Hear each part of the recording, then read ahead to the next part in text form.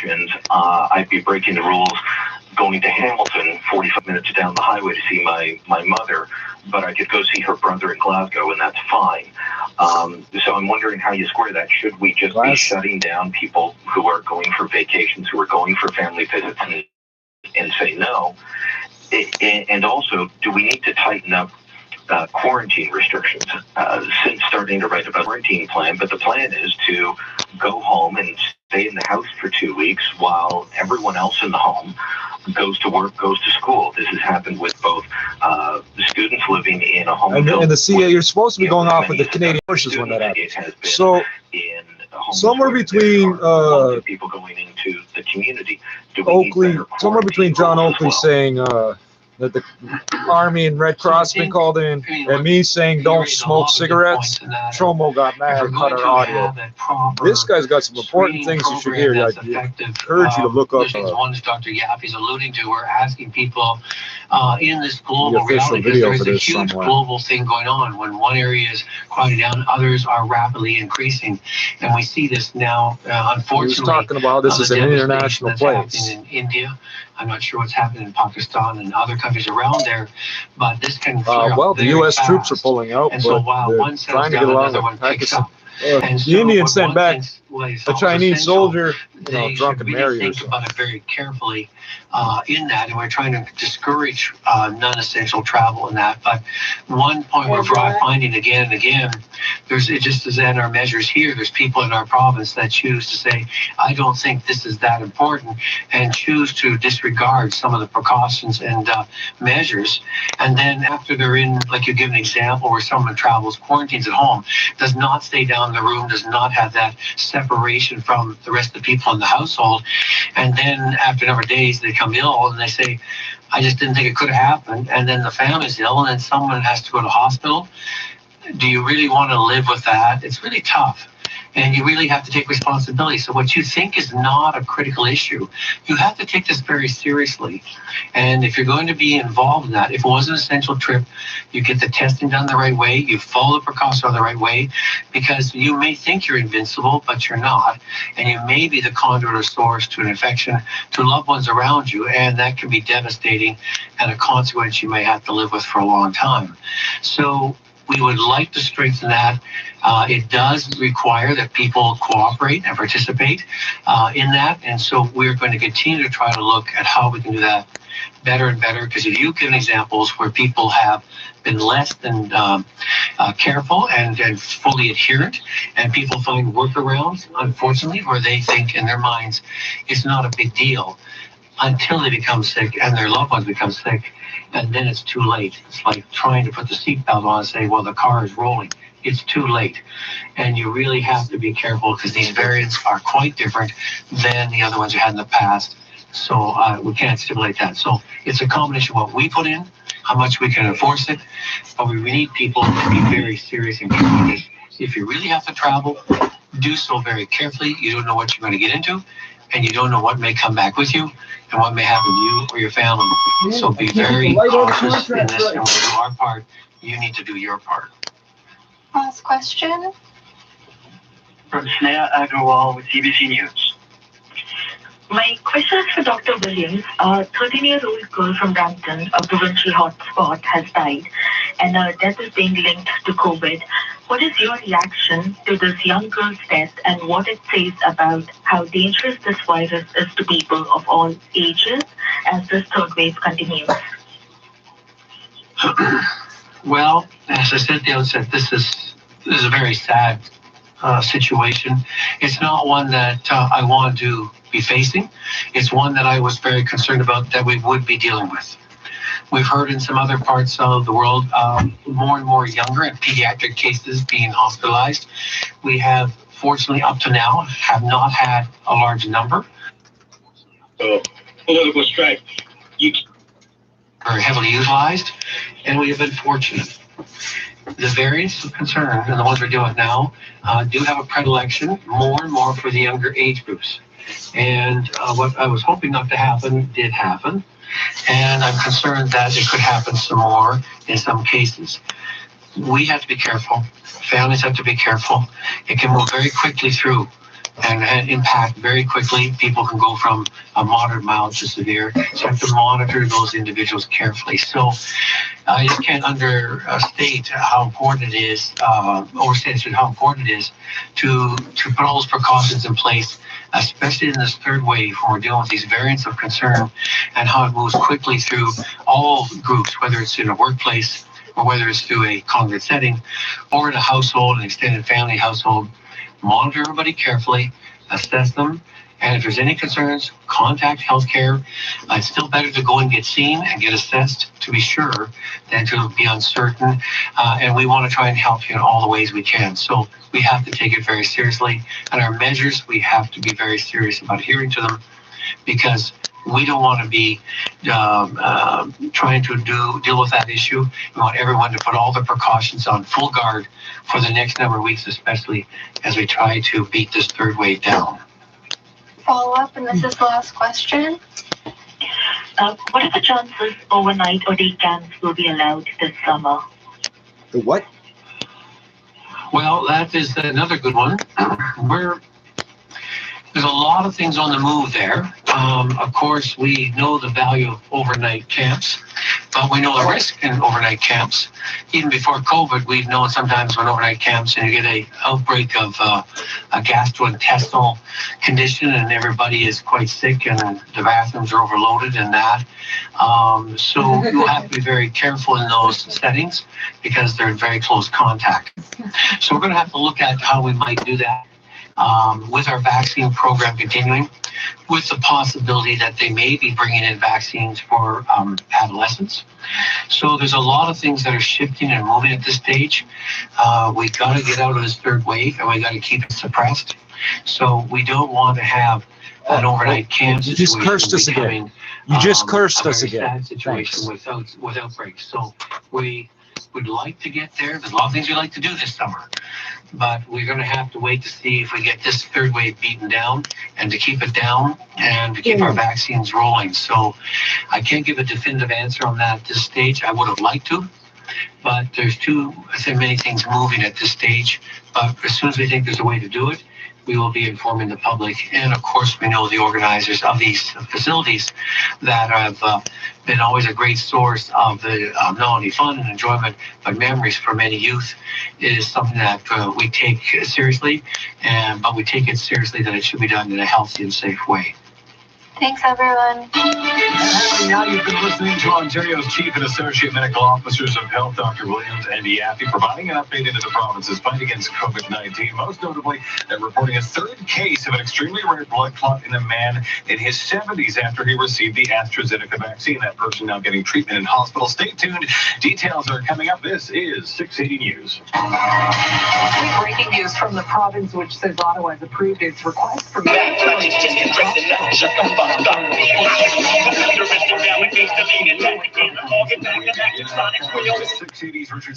After rejecting help offered by Prime Minister Trudeau for more than a week, the Ford government now says it is formally requesting help from the federal government for Ontario's struggling hospitals. Solicitor General Sylvia the federal government of the United States of America is proud to respond to that request. Canada, never heard of it. Specifically, this is going to be specialized nurses who can help in intensive care. And she says the Ontario government is also requesting logistical and operational support. Meantime, it could be another abrupt change. You would think a big part of it is a formal training in medical care, attention to detail, following all the rules, not getting mentally fucked up over what's happening, not puking at the sight or smell of a dead body, for example, or the things people do when they're alive and they're sick. You puke, you shake, all sorts of things come out. Those are the important things. I'm Richard Southern. If they don't have enough masks, they're telling you reuse. Go buy a $2 bandana. You can put two of them on if you have it, whatever. Those details, Mark. Legena, 8 workplaces partially shut down, 4 workplaces fully shut down. Those are the results of the first round of Toronto Public Health using its new Section 22 powers. The purpose of the new order is to separate people who may be infecting each other throughout the duration. Who may or may not be affecting each other, allegedly. I'm sorry. It's always going to be the criminal-minded shit on my eyes.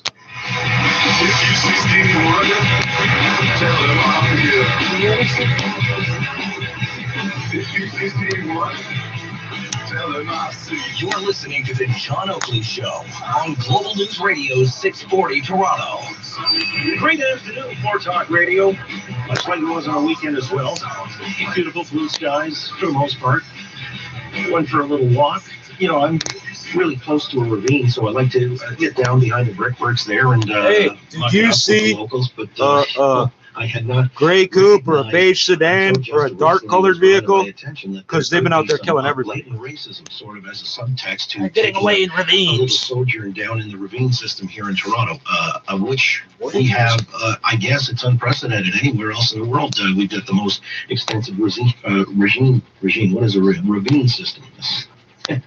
I'm getting all confused here. Got to go for another walk real soon. I'm not sure if that's true, eh? It was interesting that I was reading a piece in the Post. Jonathan Kay had penned this in response to a Globe and Mail article that made some link to it makes sense because this is comes to our extensive called the largest let's find out what this is all about. Jonathan Kay joins us reserves or whatever freshwater, and that's because of the glacial melt. So it kind of makes sense to be ravines. How are you? I'm okay, I think. Still not sure. It's Monday. But I'm Reports declining positivity rate. Going on these days.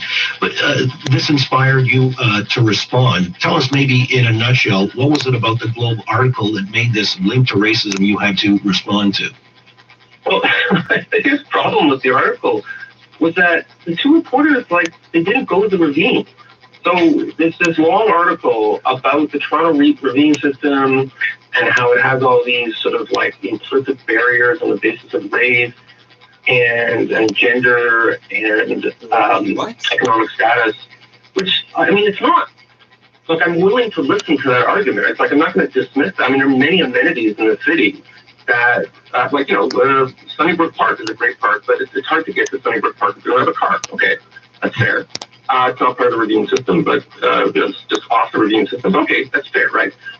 But these reporters, there were two of them. I mean, one of them is an urban affairs reporter. The other is an architecture critic. Neither of them actually visited the ravine. Overwhelmed. Out in the streets, there are makeshift isolation rooms and people desperate for oxygen, the price of which has skyrocketed because of the black market. All as ABC's I saw a truckload of oxygen cylinders The COVID situation in India now looks to be completely out of control. They're registering more than 350,000 cases a day. India has been slow to respond to this second. By the way, if you see one of those oxygen trucks, keep your distance. Yeah, they don't usually carry so much all the time like that. And the oxygen, so here's the deal. For flame or explosion, you need oxygen.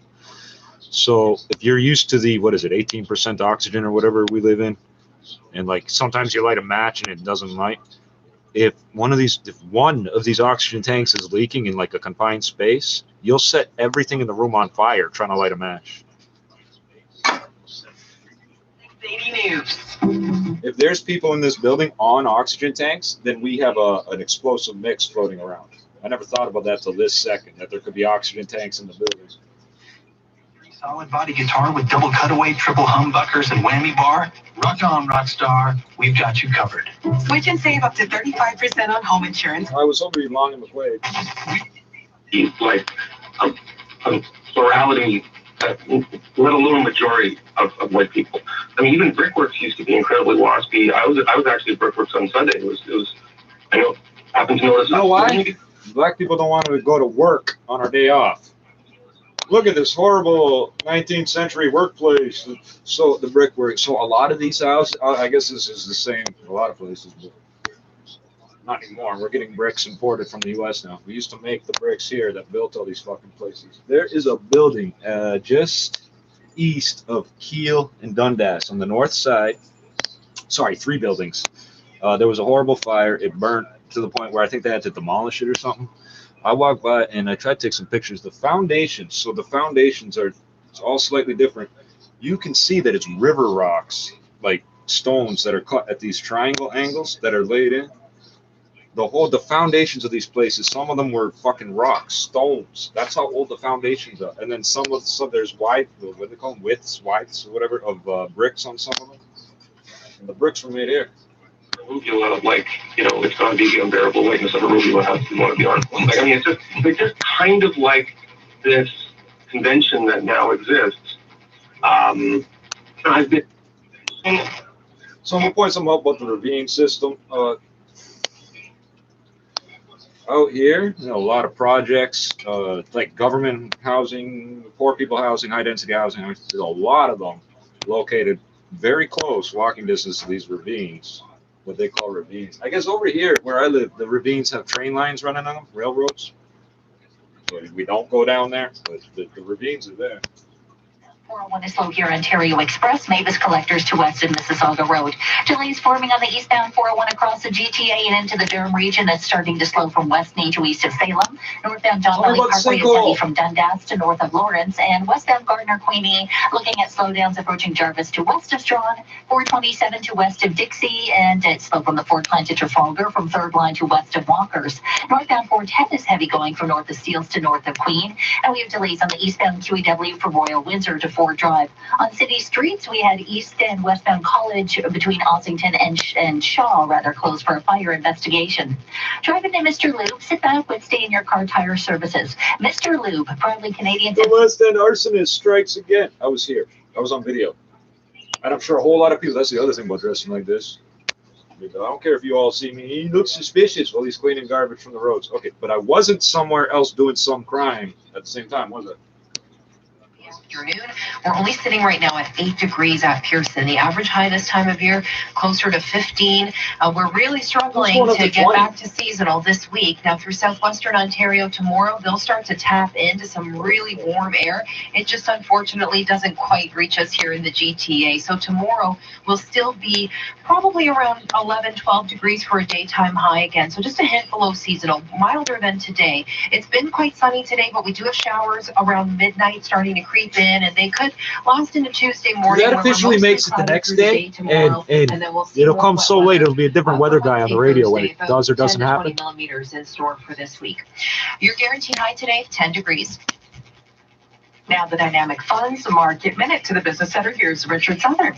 All right, it is a winning day on beige, Legana, with 17 minutes left. The TGASX is up 59 points, 19,162. We're seeing some of the mining names perform well here. Hut 8 mining up 15 1/3%. On Wall Street, Dow Jones Industrial Hours forwards down 35 points, but the broader New York market higher. The S&P is up 1/4%. The Nasdaq's up 118 points, and the loonie going on a big run. The Canadian dollar up more than half.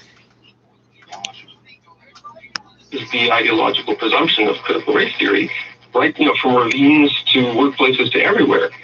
This is deeply problematic.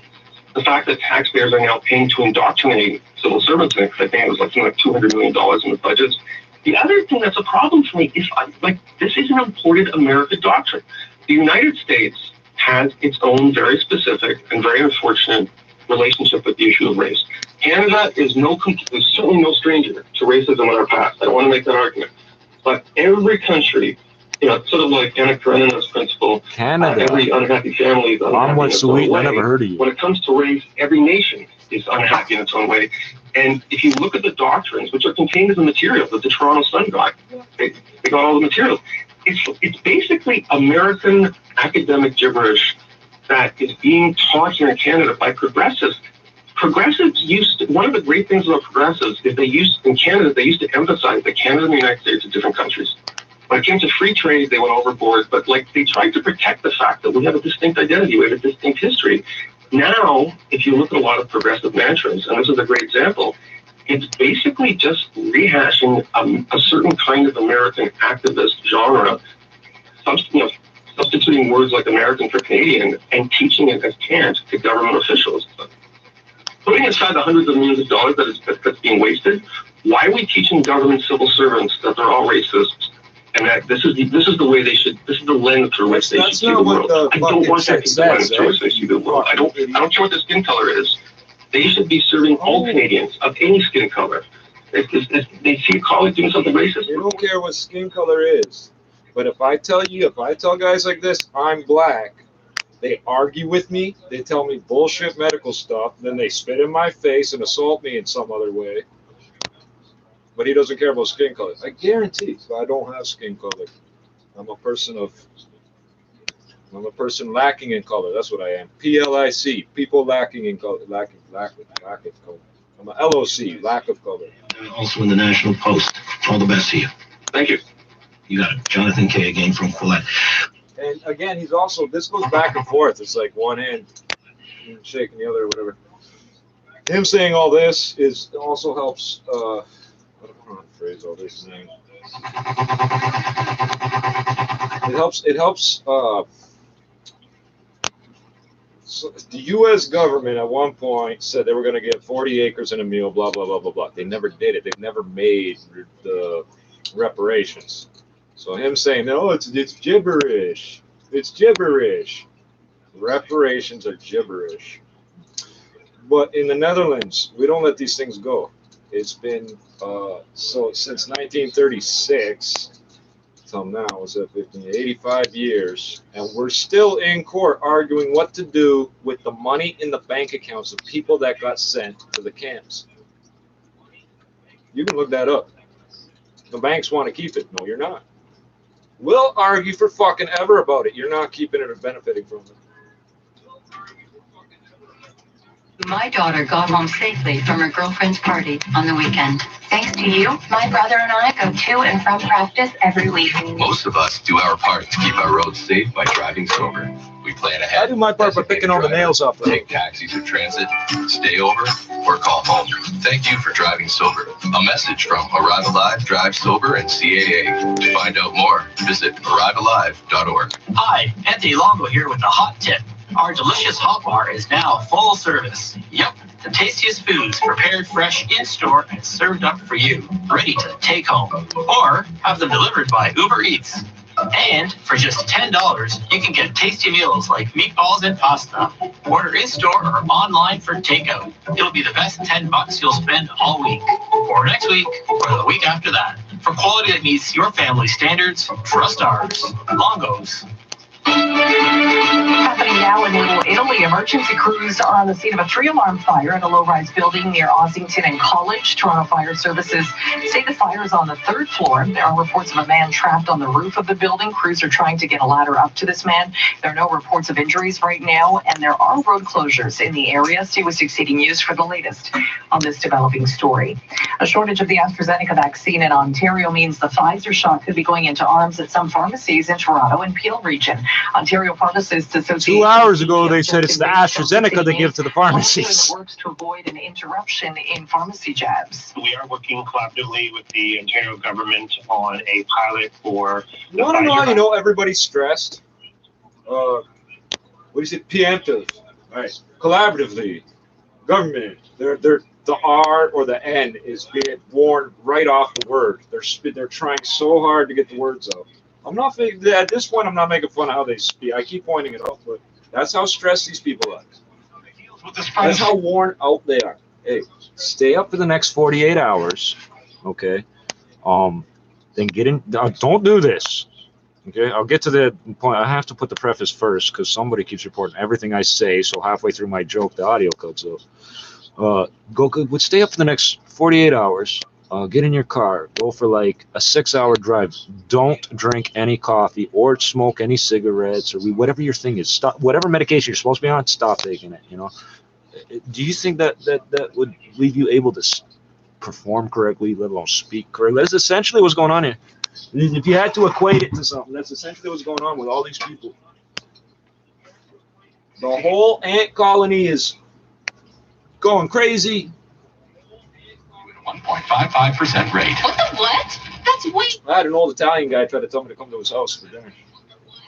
All I got from I was thinking that I don't know much Italian. As I walked away, it was like Russian, Chinese, Arabic, French, English. And there was like 4 others, and no Italian. Like, damn. Something about him and his son and grandson or something are electricians. And he wants me to come to his house for dinner, and he told me the address number. I'm like, I don't think I should do that. He said, no, later. You just had to talk to me. It's partially the jumpsuit, these markings, and the fact that they keep seeing me clean all the garbage and shit. Everybody's home all fucking day. You think they don't look out the windows? What the fuck's our guy doing? He's cleaning it. You know why they aren't out doing it? They're trying not to get infected with a disease. And what's the fastest way to get infected with a disease? Go crawling around in the gutter. Traffic and weather. With leg ulcers and a compromised immune system. That's me already.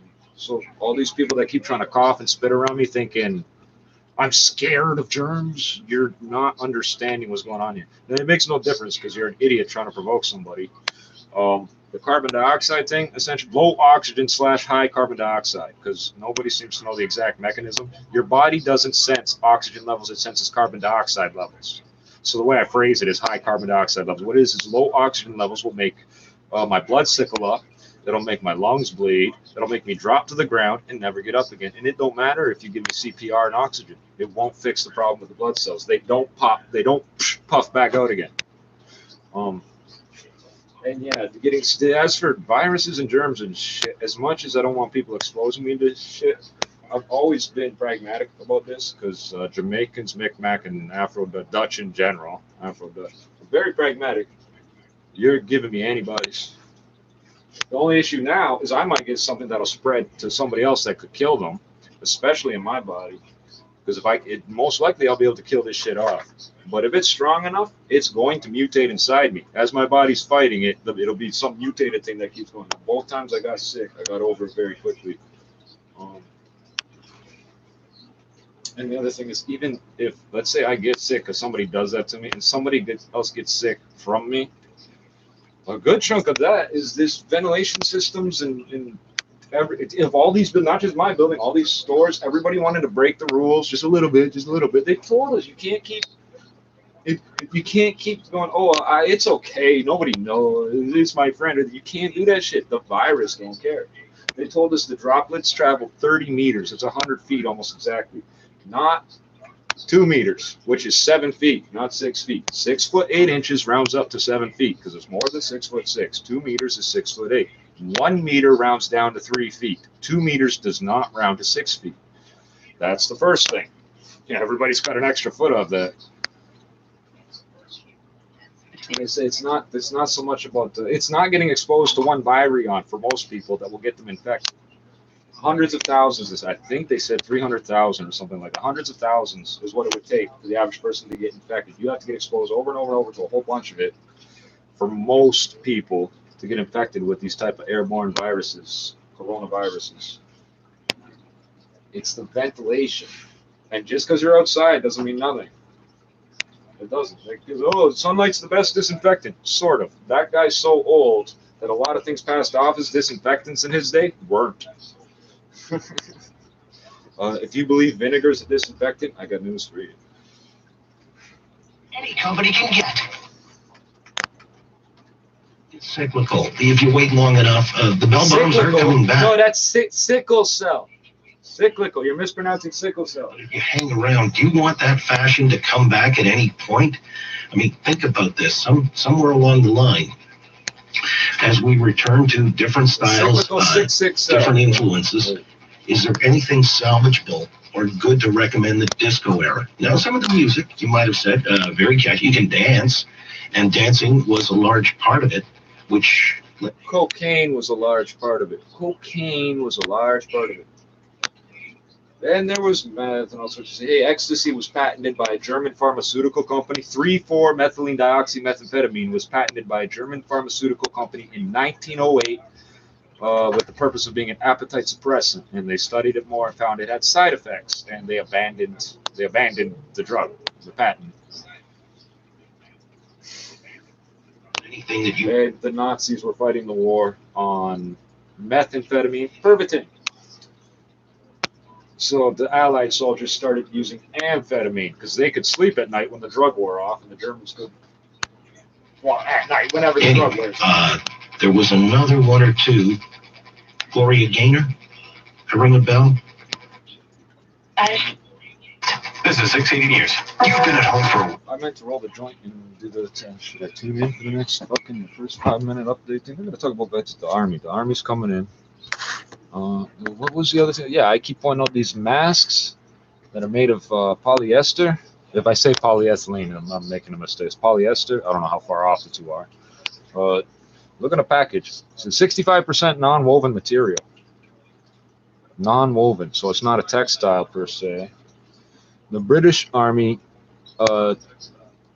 this is, people are stupid. Not listening to history. The British Army switched to polyester uniforms for a very short period of time because standing next to a fire, they melt to your skin. Now you're walking around with this shit on your face.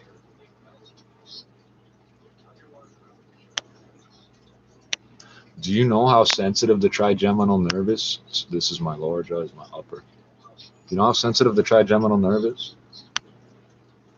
I got a photo on here that I've shown before. About Canada's big grocery chains offering so-called pandemic pay to their frontline workers, small pay bonuses that many have since withdrawn. But it's a different story over at Costco. Costco continued to pay its pandemic bonus through the past year, and in fact, recently replaced it with a permanent pay hike for its employees. Costco executive telling the Toronto Star, quote, "We're trying to do the right thing." So as of last March, all frontline Costco employees saw their pay increase by $2 per hour, and that has now been replaced with a $1 per hour pay raise. And the average wage for hourly workers at Costco is $23.71. And after 6 years, a typical cashier can make $60,000 a year at the good, because they're probably handling $10 million of cash. They're not the people you should be shorting. We're coming up here on the end of the trading day. The TSX holding on to a gain. Not sure what this photo at the Bay Street benchmark right now of 69 points, a third of a percent at 19,171. Oh. Higher price for copper helping. We've got names like First Quantum Minerals up more than 7%. Hunt 8 Mining up more than 14% at $7.50. On Wall Street, the Dow Jones Industrial Average is lower. It's down 76 points, but the broader market higher. The S&P is up 4 points. The Nasdaq's up 112. We've got Tesla earnings coming in here after the bell. Of course, we'll have them for you. Tesla's marginally higher ahead of it at $735 per share. GameStop going on a run. It's up more than 11%. This is not the one I was looking for. And the Canadian dollar surging. Where it basically marks out where the nerve is. I got a better one. And the top stories are next on 680 News. 1 in 2 Canadians need you to listen to this. On June 12th and 13th, cyclists from across the country are joining the Enbridge Ride to Conquer Cancer to raise money for the Princess Margaret, Canada's world-leading cancer center. With 1 in 2 Canadians being diagnosed with cancer in their lifetime, the reasons to join the ride have never been closer to home. Register That's my watch the cop stole. At ridetoconquer.ca. That's ridetoconquer.ca. All Canadians will thank you. Being a new mom isn't easy, but hugging's easy. Loving's easy. Indian reservation. These 4 1/2 acres have never belonged to the white man, having been set aside in 1728 as an Indian reservation by the 40 proprietors who purchased the praying Indian town of Hassanamaset.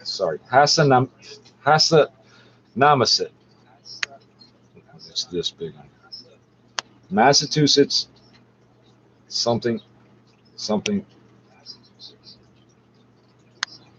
Massachusetts Bay Colony, I think this is 10th Centenary Commission. Downtown Toronto, mainly sunny and 6 degrees. The News Watch never stops. 680 News is CFTR AM Toronto. It's 4 o'clock. Toronto's #1 for breaking news, traffic, and weather. This is 680 News. It's Monday, April 26th. Good afternoon. I'm Scott Burnett. I'm Slajana Timmins. Here's what's making news right now. Ottawa has approved a request from the foreign government to bring the Canadian military into Ontario hospitals as critical cases pile up. A dozen Toronto workplaces with COVID either closed or partially closed by public health. We do so very, very carefully. Stopping the spread with Section 22. With no beds left within the hospital, Sunnybrook's mobile health unit accepts its first patient. It is game night for the Raptors, who take on the Cleveland Cavaliers. That's been set up this whole time. Oh my God! Practice today. Sports assholes. Closing They're doing everything they can to make it worse. Monday, the NASDAQ closes at a record high. The TSX. These are the people that say every little bit helps, and at least this and that, and better late than never. 6 City News Time 401. Traffic and weather together on the ones with their eyes on your drive. Good afternoon. So, just imagine if you hit the side of a fire truck. It is a pretty decent drive out there on the major routes this afternoon, but we definitely have a few problems you might want to know about. First, the eastbound 401 approaching Leslie in the collectors. We have a collision on the right shoulder. It's also blocking the right lane. And we had some debris kind of sprawl out because of this crash as well. So crews are in the area trying to clean this up. It is causing a delay. But first, we have delays eastbound 401 from the 427 to 400 express collectors. Then from east of the Allen and the express and Bayview collectors to approaching Leslie for that crash. And then it's busy through the Durham region. You're so creative. East of Salem. Westbound on the 401. Well, in 6 years, you've been doing the same dumb shit to my phone. I own 5, and I've owned We're still 7. dealing with residual delays from Leslie, alternately express collectors out to Kiel. Then it's still going from here Ontario Express Mavis collectors to approaching 2013 police package Charger. And the line is closed. It's supposed to look like a touring car, family car. It's not supposed to look like a police car. Westbound on the QEW approaching Cawthra. We have a left lane closed down. Emergency crews and tows are on scene. We have delays westbound Gardner approaching Jarvis to west of Strawn. Then west QEW slows down from the 427 to approaching Cawthra. This is real. And delays again. $30,000 value to this thing.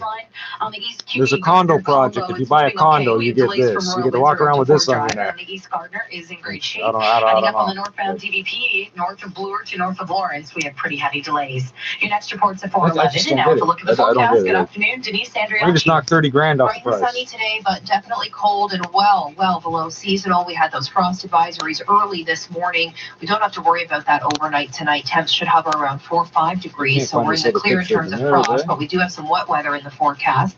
Probably just ahead of the midnight hour, we'll start to see some showers, and they will linger through the overnight. Tomorrow, another day where we're cooler and below seasonal, but it should be a little milder than today. We'll have highs near 12 degrees. Right now, it's sunny and 8 at Pearson. Winds out of the southeast. The guaranteed high today, 10. 680 News Time 403. Breaking news, the province is reporting fewer than 4,000 new cases of COVID-19, but the situation in hospitals and intensive care units is not yet improving. The crunch has prompted the Ford government to request the assistance of the Canadian military. We begin our coverage with 680's Richard Southern. Just 10 days after rejecting the offer of Red Cross help, the Ford government has now requested it. Solicitor General Sylvia Jones has requested, and the federal government has approved, Canadian Armed Forces personnel to help deal with the surge of COVID-19 patients. Red Cross help also on the way at now the request of the Ford government. Solicitor General Sylvia Jones. The request for assistance doesn't get into a specific number, but what we are looking for is very specialized nurses that can help out in our intensive care unit beds. So the Canadian military on the way to help out Ontario's hospitals. You mean on the way? They're here, They dog. said it would send some healthcare workers to Ontario, including the Newfoundland Premier's wife, who's a doctor. I'm Richard Southern.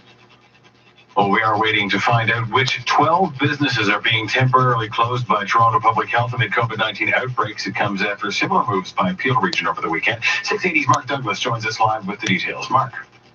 Workplaces in Toronto have been served notice today that they have to either partially or fully close because they've got COVID under their roof. Dr. Eileen Davila announcing the results of round 1 of Toronto's new powers under a Section 22 order. We do so very, very carefully. You know, our goal is to reduce transmission and to reduce the risk posed by COVID-19. 8 workplaces have to shut down partially, 4 have to close fully. Each closure is for 10 days. All the affected workers have to self-isolate at home, lost wages or not. Davila says people are catching the virus at work and then bringing it home. And these actions not only have direct benefits in fighting back COVID, but also has clear health benefits insofar as we can start to more rapidly resume regular activities, including regular business operations, as soon as possible. the names of the workplaces and how many workers are affected will be published online today after all the notifications have been served. Reporting live, I'm Mark Douglas. The province's top doctor confirms a third case of an extremely rare blood clot being reported here in Ontario after a man in his 70s received the AstraZeneca COVID-19 vaccine. That man is receiving treatment in hospital. This is the province reported fewer than 4,000 new cases of COVID-19 today, but a higher positivity rate. Here's 6 City's Irene Precklett. There are 3,510 new COVID-19 cases today with a record high testing positivity rate of 10.9%. 2,271 people with COVID are in the hospital, a record-breaking number for those in the ICU and on ventilators. That continues to lead to the transfer of patients out of the GTA to make room. Jonathan Lee is a critical care paramedic with Orange. He says in the past week he's transferred patients from the GTA to Kingston, with some going as far away as Ottawa. They do okay, and in some cases they're barely holding on. And now you were asking me to take that patient by myself in the back of an ambulance and do the exact same thing that you and your entire team are doing, but at 100 kilometers an hour on the 401. So it's a very big ask. Lee says his patients are younger in this wave. I'm Irene Precklett. Well, if everybody's doing 120 and these guys are flying by, think about that. There's no time to fuck around at that speed. If anything goes wrong, it's like that. The one thing, these ambulances are big and fucking heavy. At the north end of its Bayview campus, it's a fully contained patient unit with capacity for up to 84 patient beds. Today marks the first day it will be using one of those beds. This is Toronto's Medical Officer of Health, Dr. Eileen DeVilla. Why'd you wait so long? We are all part and parcel of the same health system, and are eager to help in whatever way we can. Sure you are. Remember when I was a ward of the province and the feds and all this shit at the same time? That's overlapping jurisdictions, because I'm special. I win shitty lotteries. Always congregated. I always have to have other people in my room. They're going to turn off the heat, turn off the dispatch forever in my life. Phil Martino, 680 News. Shoppers Drug Mart in Mississauga is offering walk-in appointments to people 40 years of age and older today. On Twitter, Vaccine Hunters Canada says the Meadowvale Town Centre location has 800 doses of AstraZeneca. It is walk-in only, and currently we're being told there is no lineup. It's open until 8 o'clock tonight. As of tomorrow, York Region is opening up thousands of new COVID-19 vaccination appointments to people 35 and over in 5th neighborhood in Vaughan. It's the L4H postal code. 25,000 spots are available. Pregnant women in any part of the region are also eligible. Booking opens at 8:30 tomorrow morning. Appointments are required. Walk-ins will not be allowed. York Region says it's still dealing with a limited vaccine supply as well, and will offer more appointments once more doses are available. Happening now in Little Italy, emergency crews remain at the scene of a 3-alarm fire. Yeah, things are always exciting in our neighborhood. In College, Toronto Fire Services say the fire's on the 3rd floor and a man is reportedly trapped on the roof of the building. There are no reports of injuries at this time. There are road closures in the area. And breaking news out of Hamilton today, where 3 people have been taken to hospital after a stabbing in a downtown apartment building. Hamilton police say the stabbing happened in a unit near Bay Street and George Street. All 3 people are in critical condition, and police say one of the You just reuse every fucking street name, all 3 were reportedly known to each other. There's a heavy police presence. How far from Front Street, Queen Street, and King Street, brethren? We'll check gas prices in just 30 seconds.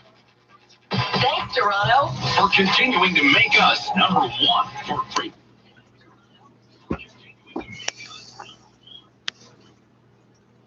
Yeah, that one with the balaclavas is we're not the left or the right, nor the right. We're the bottom and we're coming for the top. That's what it said. They're just showing you the trigeminal nerve.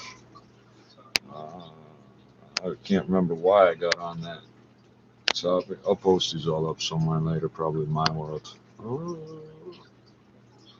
So it's not the easiest to see, but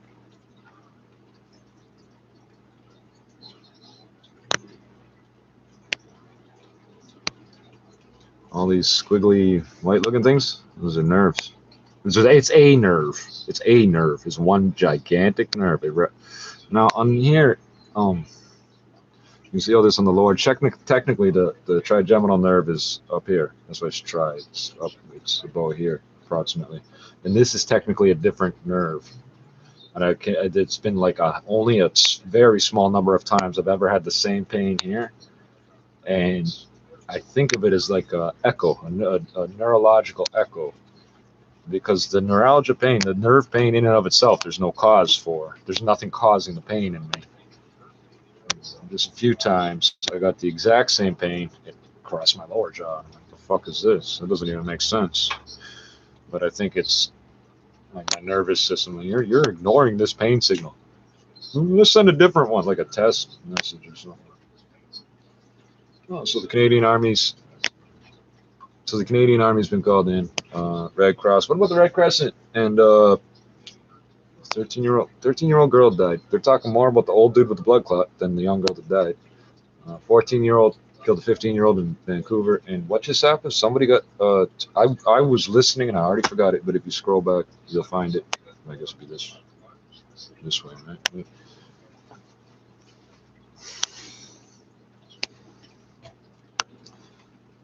1 hour ago, cbc.ca, all schools in Halifax Regional Municipality and surrounding area to close Tuesday. How many hours off? 1 hour off or something? 1 hour. So of course it was an hour ago. You posted that just now because it's the time zone.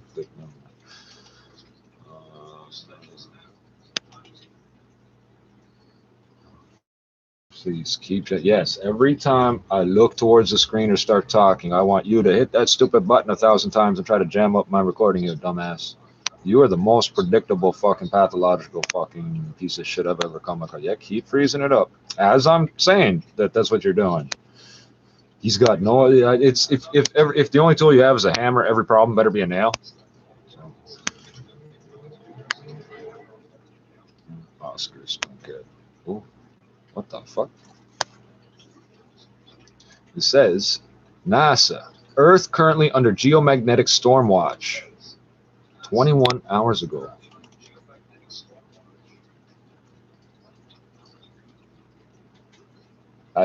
Why do I keep getting these?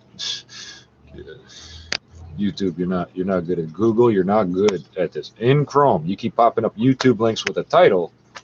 The thumbnail, but I don't know who the fuck it is doing. Restoring the truck I learned to drive on, 2,700-mile road trip, part 2. Okay. Who the fuck is that? I don't know what the fuck you're talking. There's 10,000 videos of shit like that. No offense, that I might be interested in it. But why are you randomly showing me this shit? Oh my God.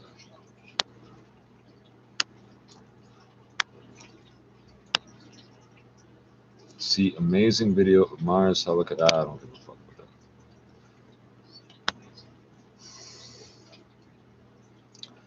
So we all know about what the feds are doing. When you come in, you're supposed to go to the hotel, pay like $3,000 a night or some shit. Toronto Star, 20 hours ago. Update: sick and nowhere to go. York Region offers free hotel rooms. Free hotel rooms. That's what it says. Toronto Star. They wouldn't put it up there. They don't make shit up. They got sued for if I remember correctly, $2.7 billion or something like that, by the Toronto Police Service or the Police Association. Yeah, the Police Association, I think it was. For reporting on things that were supposed to be public knowledge, things that they like. Toronto police have been caught doing such things as robbing gas stations. That's not a joke. Let's mention all the other shit they get up to. Some of the worst people. So they were talking. If I suggest you look up the cities. Was it the city or the province? Whatever the second one was today. The first news thing. The first part of the news thing where he's talking about how international Toronto is and how many people come and go from there. Even the police are like that.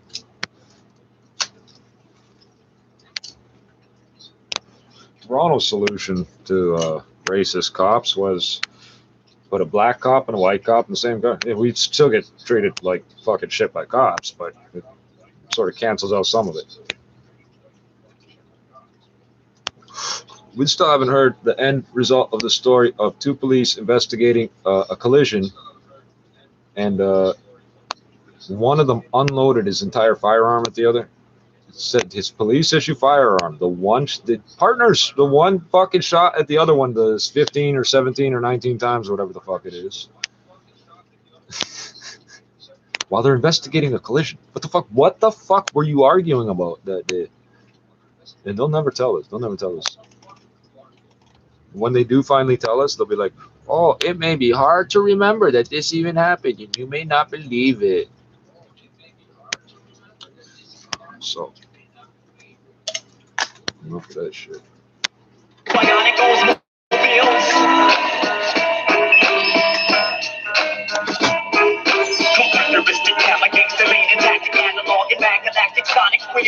You know what happens if you're driving along and you get a nail through the tire, like a sudden loss of pressure in the tire?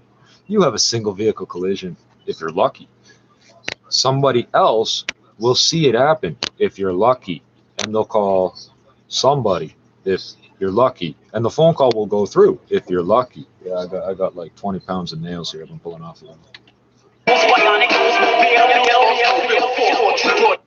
I have now 3 times seen someone almost fucking smash into either T-bone or head-on an emergency vehicle. So I watched somebody almost T-bone a fire truck in a Honda Civic doing about 60 or 70 kilometers an hour. They would have, if he wasn't going so fast, if he had begun slowing down, the truck could have completed its turn. The driver hit the brakes. Unfortunately, the truck stopped too far out, and then how do you move fast enough? You can't. If he starts going forwards, that car is going to try to go left. He can't move the truck from that point. I saw somebody almost T-bone an ambulance. These ambulances are, they're like aluminum body. They're heavy as fuck. Dual wheel, fucking. There's a lot of Fords and a lot of GMs. Big diesel engines, the Dirty Max and so forth. Big fucking heavy vehicles, and I don't know what special tuning they get for a big heavy diesel powered truck. Not that diesels are any less powerful, but usually those are tuned for like low end torque. These ambulances can fucking move. And then, 3 days ago, I saw a, what car was I said it? Yeah, I forget what it was. A transit, was it a transit? Yeah, a transit van, I think.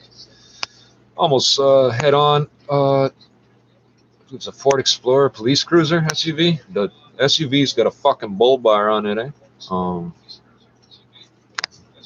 Accelerated. You people, that's the other thing you people do. You accelerate as hard as you can in the intersection. That's the worst place to do it. While making a turn, that's the worst place to do it.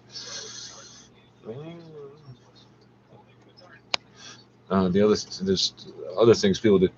They'll slam on, they'll start to put on a brake, then they'll lift their foot up off the brake. Mercedes has an automatic thing. If you hit the brake fast enough, the pedal will go to the floor on its own. And the other thing is, you hit the brakes and you just stare at what's coming and you don't try and steer. AdrianGagnon.com. And so, given that everything we have, everybody, no matter who you are, if you're going to keep that thing, and that's your right, then you need to be able to use it, enjoy it, and access it. So it needs to have a permanent place in your environment, and the respect and the care that your relationship with it dictates. So I come at it the other way with people. Let's find the jewels. Let's find the things among this clutter that are the most important to you, and let's make sure that they're safe. And then we can decide together what the resolution of any excess might be. And there are many ways that people can resolve the excess that don't have to trigger the fear of losing out or being vulnerable. But you need to work with the person's relationship with their things and the importance the items have for them legitimately, and the fears, the beliefs, the ways they've been taught to sentimentalize things, obligation to gifts that when they were received, they never liked them anyway, but they feel obliged to hold on because, what happened to Aunt Sally comes. So teaching people coaching them to take back their lives from their things and from obligations that shouldn't be a burden that they carry, and enjoy the things they love the most. Yeah, otherwise you're overwhelmed and can lead to depression and all these other things at a time of COVID. COVID is a perfect storm for that right now. amplifying the affliction. Boy, these emotional attachments to stuff and how people should divest themselves. Well, spring cleaning's just around the corner. Maybe this is the propitious time to see that as an avenue to maybe not. Maybe not. Oh, okay. Well, whatever the case may be. I would prefer that people go to hoarding.ca, use the free resources. Oh, is that what this is about? Attend the podcast, subscribe. There's no cost. It's absolute. 8%. Unlimited interest.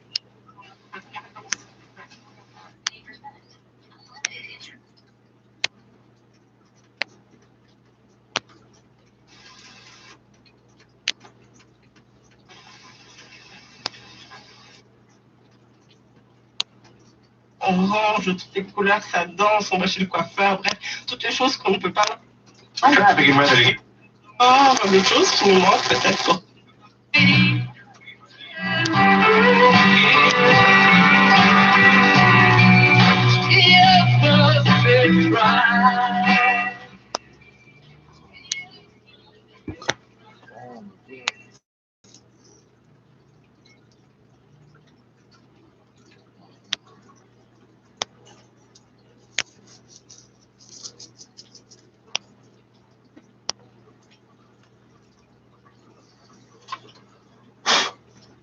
Thank you, Dick Weevils. You're fucking retarded.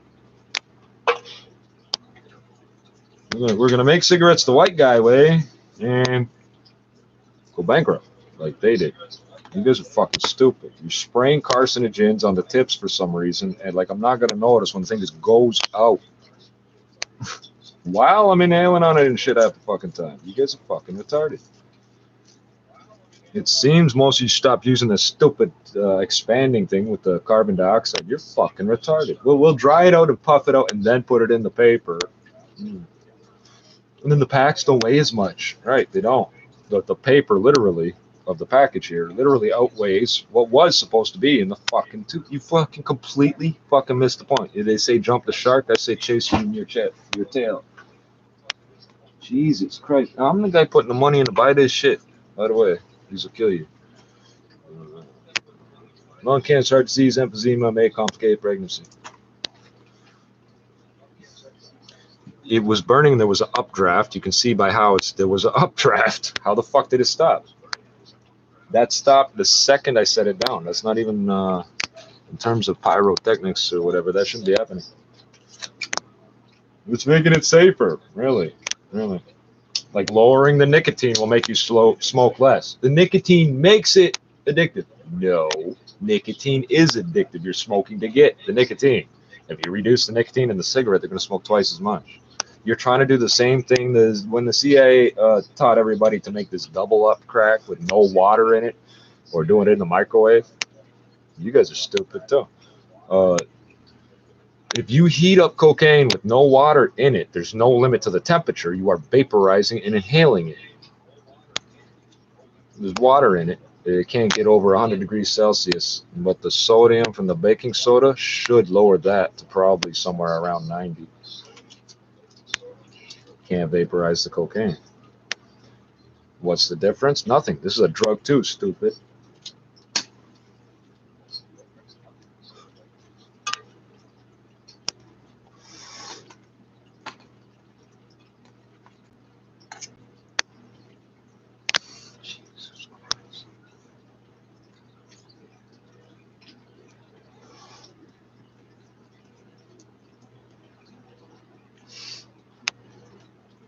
Each pack has 200 or less in it. It's already within the personal limits of duty free. Why the fuck are you trying to meet standards for countries we don't trade with?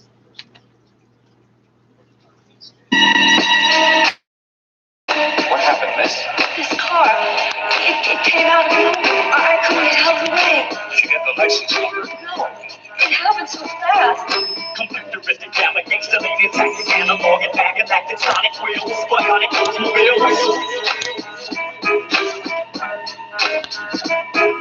Characteristic gamma gangsta lady tactic analog and back galactic sonic wheels bionic wheels.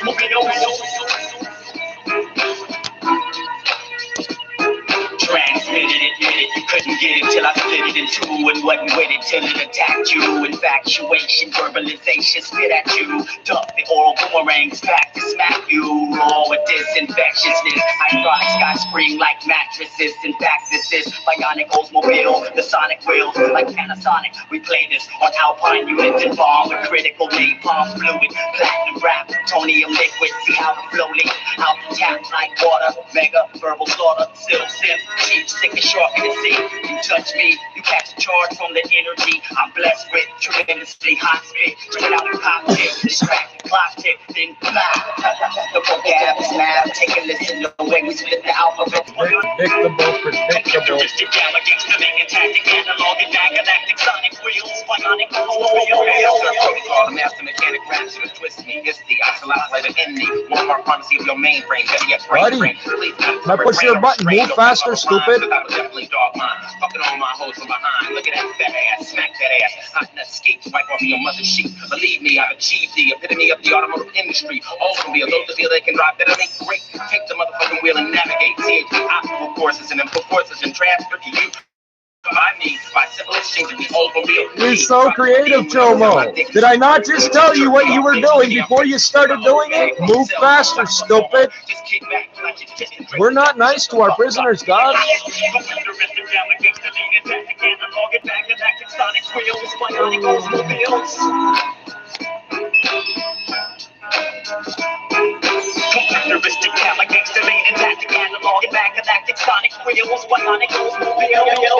Chomo, move faster or else, stupid. Yeah, that's what I thought. Whole fucking screen, half the screen white. Wow, bro, you're so creative. Keep it up. Okay, so the timer's not done. Okay, so to count that as 2 full minutes for your script to fucking. Yeah, keep showing my eyes closed. What happened, It's the funniest shit in the world. I gotta get a camera on this side. I couldn't help the way. Did you get the license number? No. We don't know what eyes closed means. Bodies don't die, eyes closed, or like what you think happens. Ain't how it works.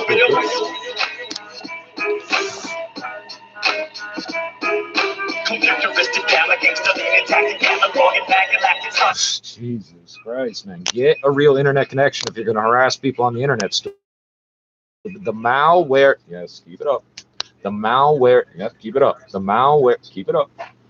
The malware you got off BitTorrent or whatever kiddie porn site you were on. So that's 2.5 minutes. Plus 10 more. So I'm going to count that as 3 minutes. The malware you, yep, keep it up. Yeah, that's creative. Keep showing my eyes that it show. Yeah, up and down with the fucking thing. Buddy, I put the joint down 4 fucking minutes ago. Move faster or else, stupid. We're not nice to our prisoners. We torture people, dummy. You think South Africa is this and that and we're going to be afraid? You don't know Canada. You're not a big tough guy, bro. You're nothing. You're so predictable. As I said, I touched this. Keep it up. I touched the cigarette to the joint, and all hell broke loose. Wow, you're so creative. Keep doing it. Keep it up. Keep doing it, Chomo. Faster. You're not jumping when I tell you. How many times have you swung a weapon at me, thrown something at me, threw blood at me? When did I flinch, dumbass? When did I run away? Yeah, how many rumors you try and start about me, and we stopped them dead in front of the whole fucking crowd, bro? How many? An idiot that moved in here a year ago is trying to say I don't live here and he's gonna knock me out. He's got fucking lung and liver problems, bro. He's not gonna live long. How many of your friends died in the last 24 months, bro? Or sorry, I don't know. He hasn't lived here a full 2 years. No, he hasn't. No, he hasn't. No, he hasn't. So Shomo's getting very angry that I won't respond as a groomed child is supposed to respond. Buddy, I'm 38. You've been following me for 35 fucking years. You're still hung up on me to the point that I somehow meet the fixation in your brain, even though I'm not a 3-year-old. What the fuck is the issue with you? You're that fucked up in the head over the fact you didn't get one? How many did you not get? Because I know all these people there.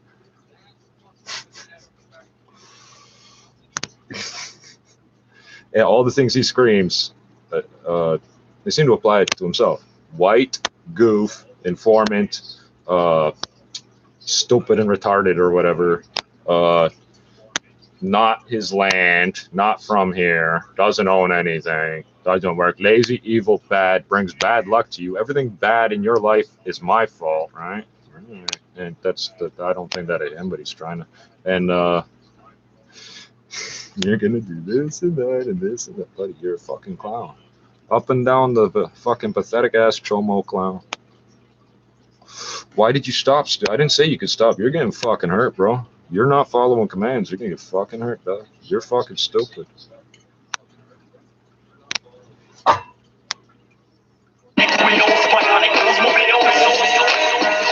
You see me order the cops off the fucking block 3 times, bro. You think this is made up?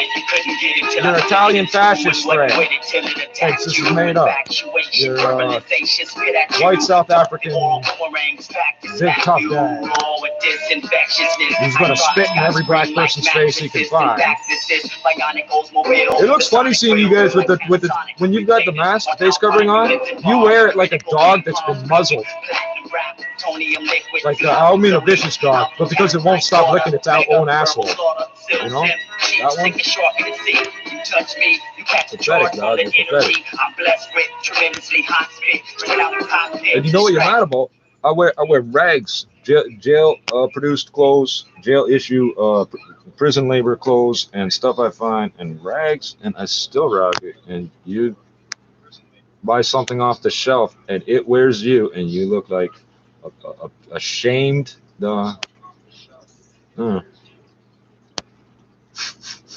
Exempt from the Highway Traffic Act, the Firearms Act, all the COVID protocols, the closed border, and specifically the mask. I'm not required to do none of that. I don't have to license my gun. I don't need plates on my truck.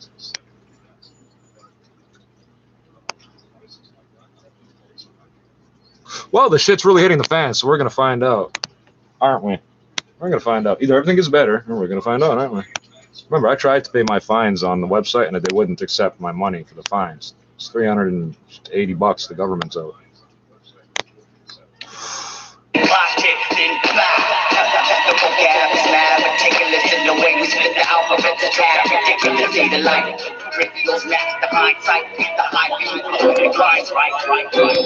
Futuristic delegates to the attack analog galactic sonic wheels, bionic Oldsmobiles.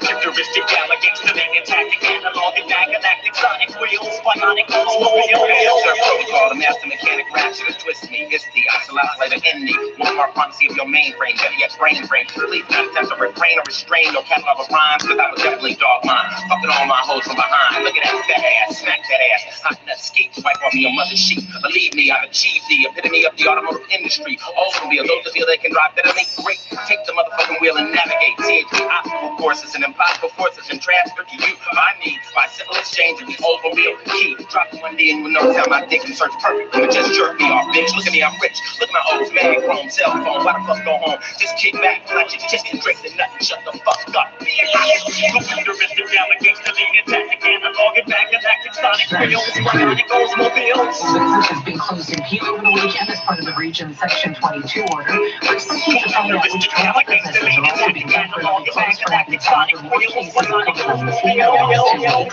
680 Toronto showing us with that. Workplaces actually shut down. All workplaces strange pace, opera sound, Shakespeare. Get my brakes on a great bed. Urination champion, ultimate breakdown, crazy legs spin ahead. Break dancing with a bomb and through to get through it. Dancing like a ballerina with skates on. The Indy 500, AJ 40, we get this race on. Richard Petty looking under the hood, 4-cylinder, millimeter Vita. Drinking Genevieve, the oil check, standpoint, man-point engine. 4-pipe, tight mic, standing on the racetrack like fat Mike. Star car, distributor, delivery. Analog cubic feet with hubcap falling off. Coming up the street with a helmet and Trojan. Like Corbin, evil force like the Omen, Pakistan, travel out for facts. Challenger, Daytona 2000, the Racer X, drinking no wires, changing the wires, right on Jim Dill, spin the in the backseat. Listen to rock, him smoking weed with great baby, smoking mystical state. I got to fix all These pills got me rolling like wheels. 300 for the belt, I do this shit for real. They call me John like the mud, but I stunt all year. Good weed, bad bitches, and expensive gear. These pills got me rolling like wheels. 300 for the belt, I do this shit for real. They call me John like the mud, but I stunt all year. Good weed, bad. Okay. It's like 4 a.m. and we turned the fuck up. Shark gang in this bitch, The way I'm shitting on them, man, it's so sad. Y'all more fake it in a ratchet hoes Gucci bag. I'ma ride for the team till the wheels flat. Got your shorty going crazy, she'll know how to act. Linux small, bitch, I'm straight blowing bands. Phone posits, true religion pants. She just jogged me cause my gear. I keep it pimpin', we just pimpin' over here. No cuffin', we just fucking over here. And we about some dollars over here. Man, these suckers can't see me. Fresh dude, man, I keep it so crispy. man, I keep it so crispy. Fresh dude, man, I keep it so crispy. I'm in this bitch with Junior, man. I'm in this bitch with Junior, man.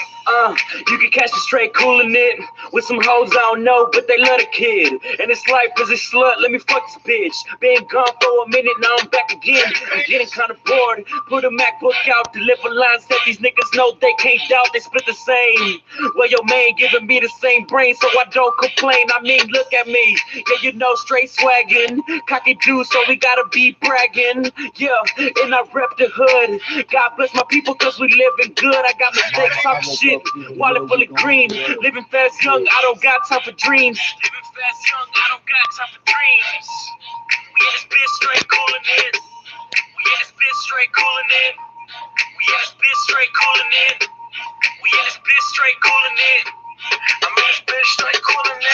It ain't my birthday, but my pocket's full of cake. Fuck that morning sex, first I'm tryna wake and bake. Room full of women, blunt full of perp. You better sell me up good for that new purse.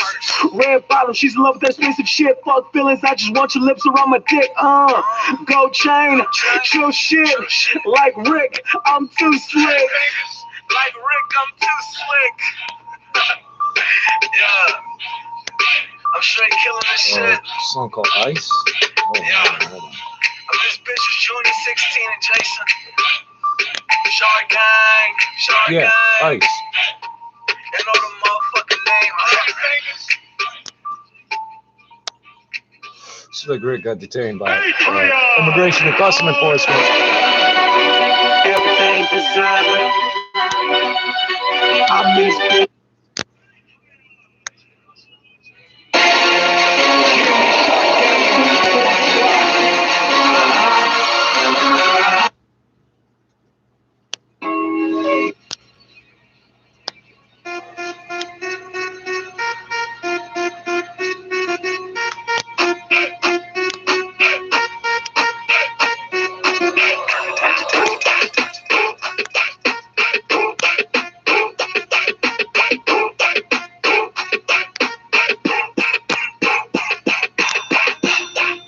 Money on my mind. I got bitches on my dick. And I'm just trying to get rich. Me and my whole clique. Go, go, drop it low, girl. Go, go, drop it low, girl. Go, go, drop it low, girl. Go, go, drop it low, girl. I ain't a lover boy, so I'm kinda rude. That hoe double D's and she act cool. We riding, won't fuck with lames. Big June with me, and Breeze of Maine. Haters getting mad cause the fame growing. Fuck his bitch all night, her pussy pouring. King JR, I do it big, boy. Your team full of bitch boys. Drop it low, show me what you working with. 9 in the face, body is a 10. Big booty bitch, bring your whole friends, and we can have fun till the night ends. Tight skirt, that's that shit I do. Like long hair, thick ass, you my type.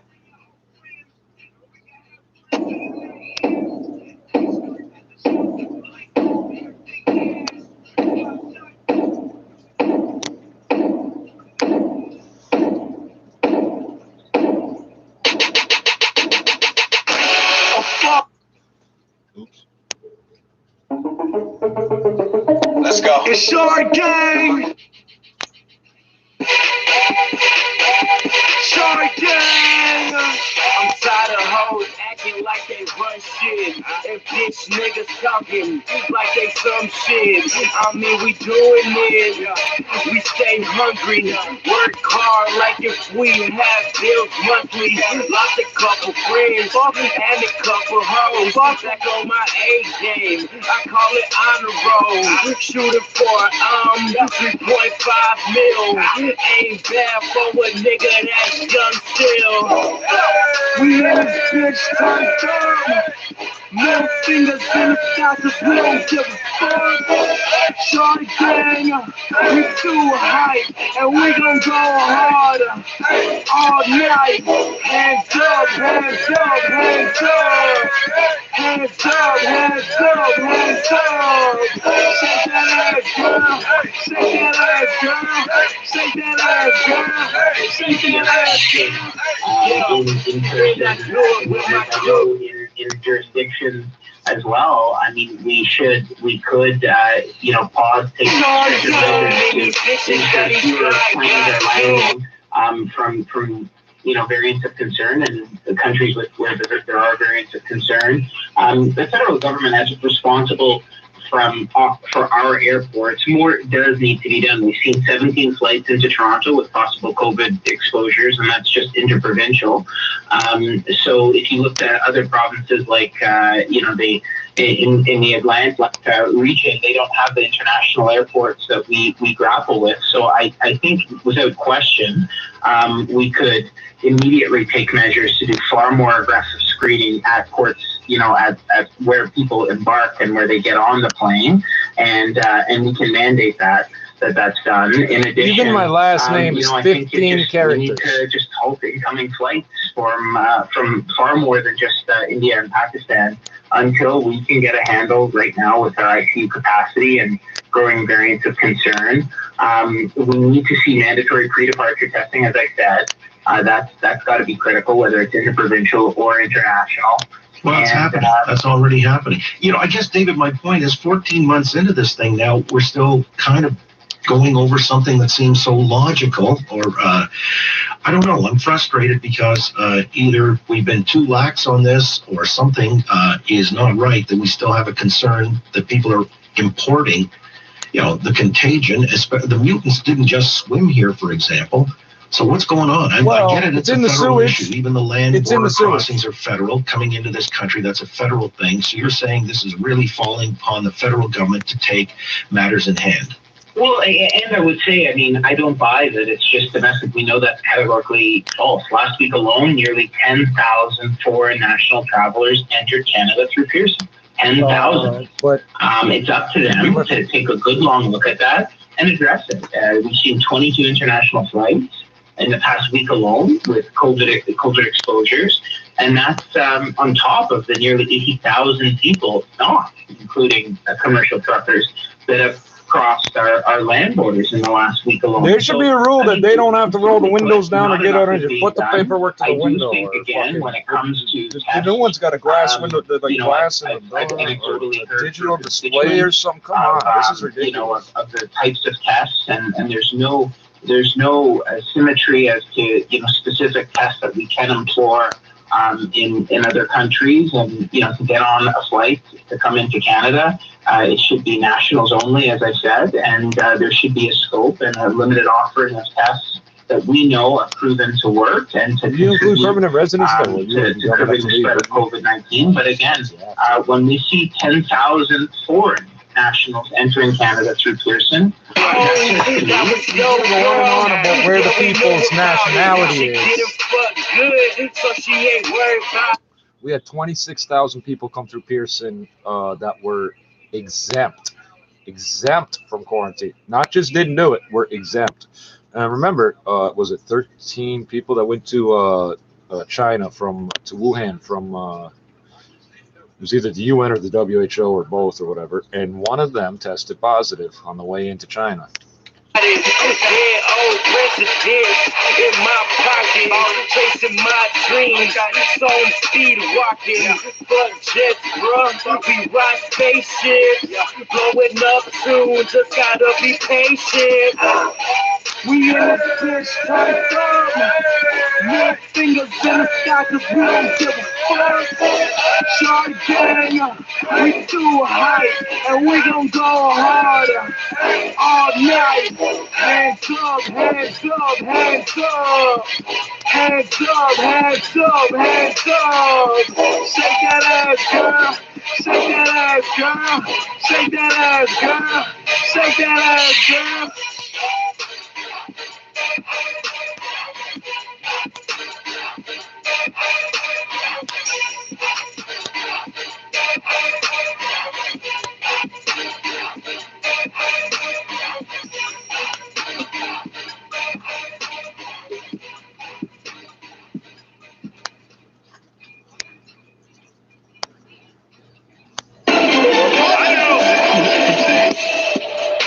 My bitch cut.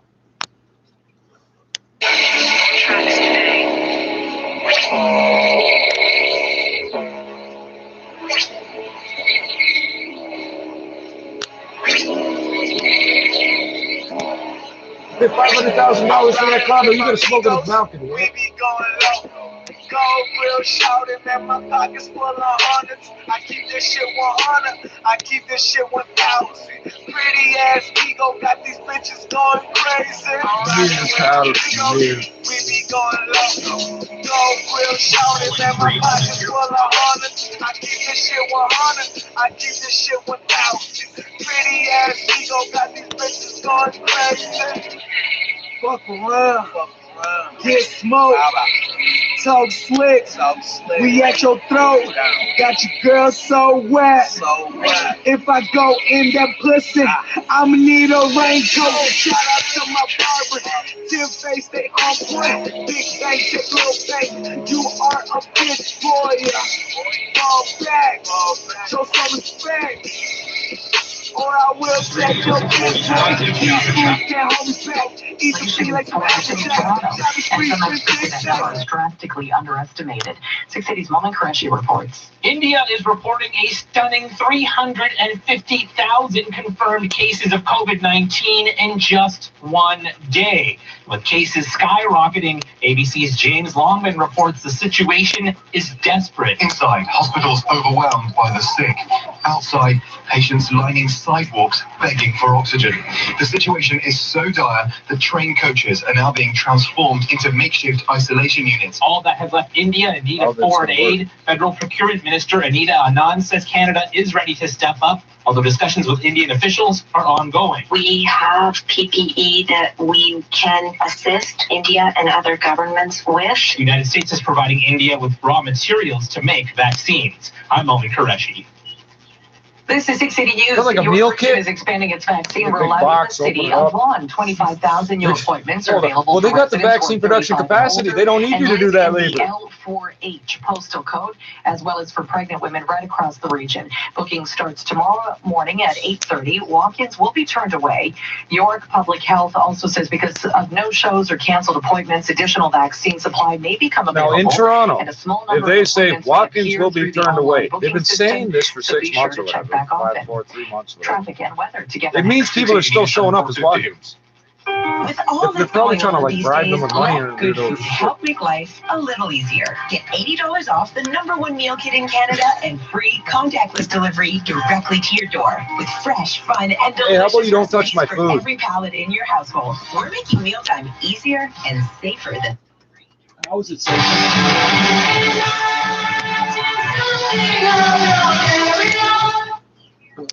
Is this John Oakley? Yeah, Toronto's an international place. This is the real United Nations. City of Toronto and the province of Ontario offer services in 300 languages. 300 languages. And according,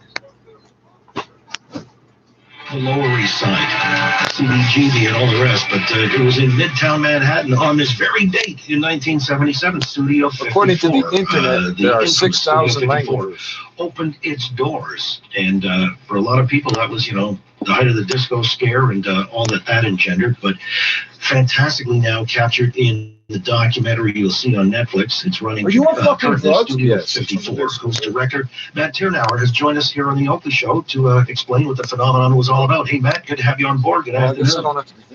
Good afternoon.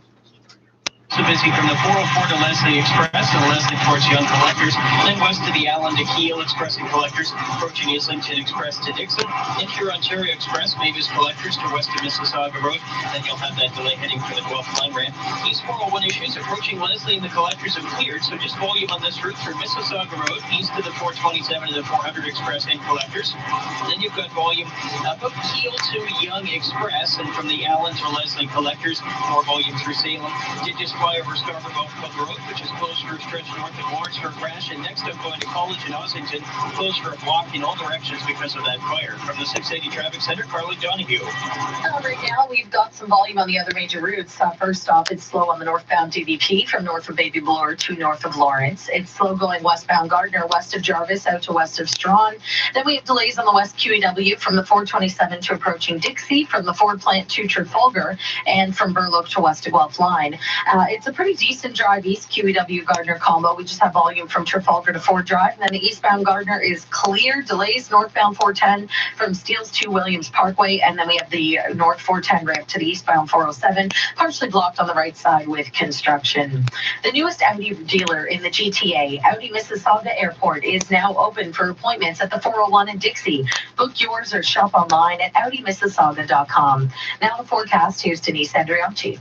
Well, another day with some cool and below seasonal temperatures. We only hit just over 11 degrees yesterday, and similarly today, we only really got to near 9.5 degrees over at Pearson Airport. We're sitting at 8 there now, 6 downtown. Lots of sunshine today, but some gloomier days ahead. We've got some showers overnight, mostly cloudy for tomorrow. Another cooler day, near 12 degrees for a daytime high. Wednesday, Thursday, we look to tap into some slightly warmer weather, but it is unsettled both days. Showers on Wednesday and rain up to 10 millimeters through Thursday. Our guaranteed high today was 10. The overnight low tonight near 4 degrees. Hey, Sportsnet, tell me about these Blue Jays. George Springer in a Blue Jays uniform. An elite player. Infielder Marcus Semien going to make them a much better team. Hey, Sportsnet, are we talking playoffs? Foundation is set. Now it's time to win. Three-run homer for This ball is crushed. Oh, the shadow of Denver home run. Can you believe it? Sportsnet. You're listening to 680 News. Critical care patients in Ontario are still being taxied from hospital to hospital as the province's ICUs continue to cope with a limited number of beds. Here's 6 City's Irene Precklett. Ontario is reporting 3,510 new cases and a record high positivity rate of 10.9%.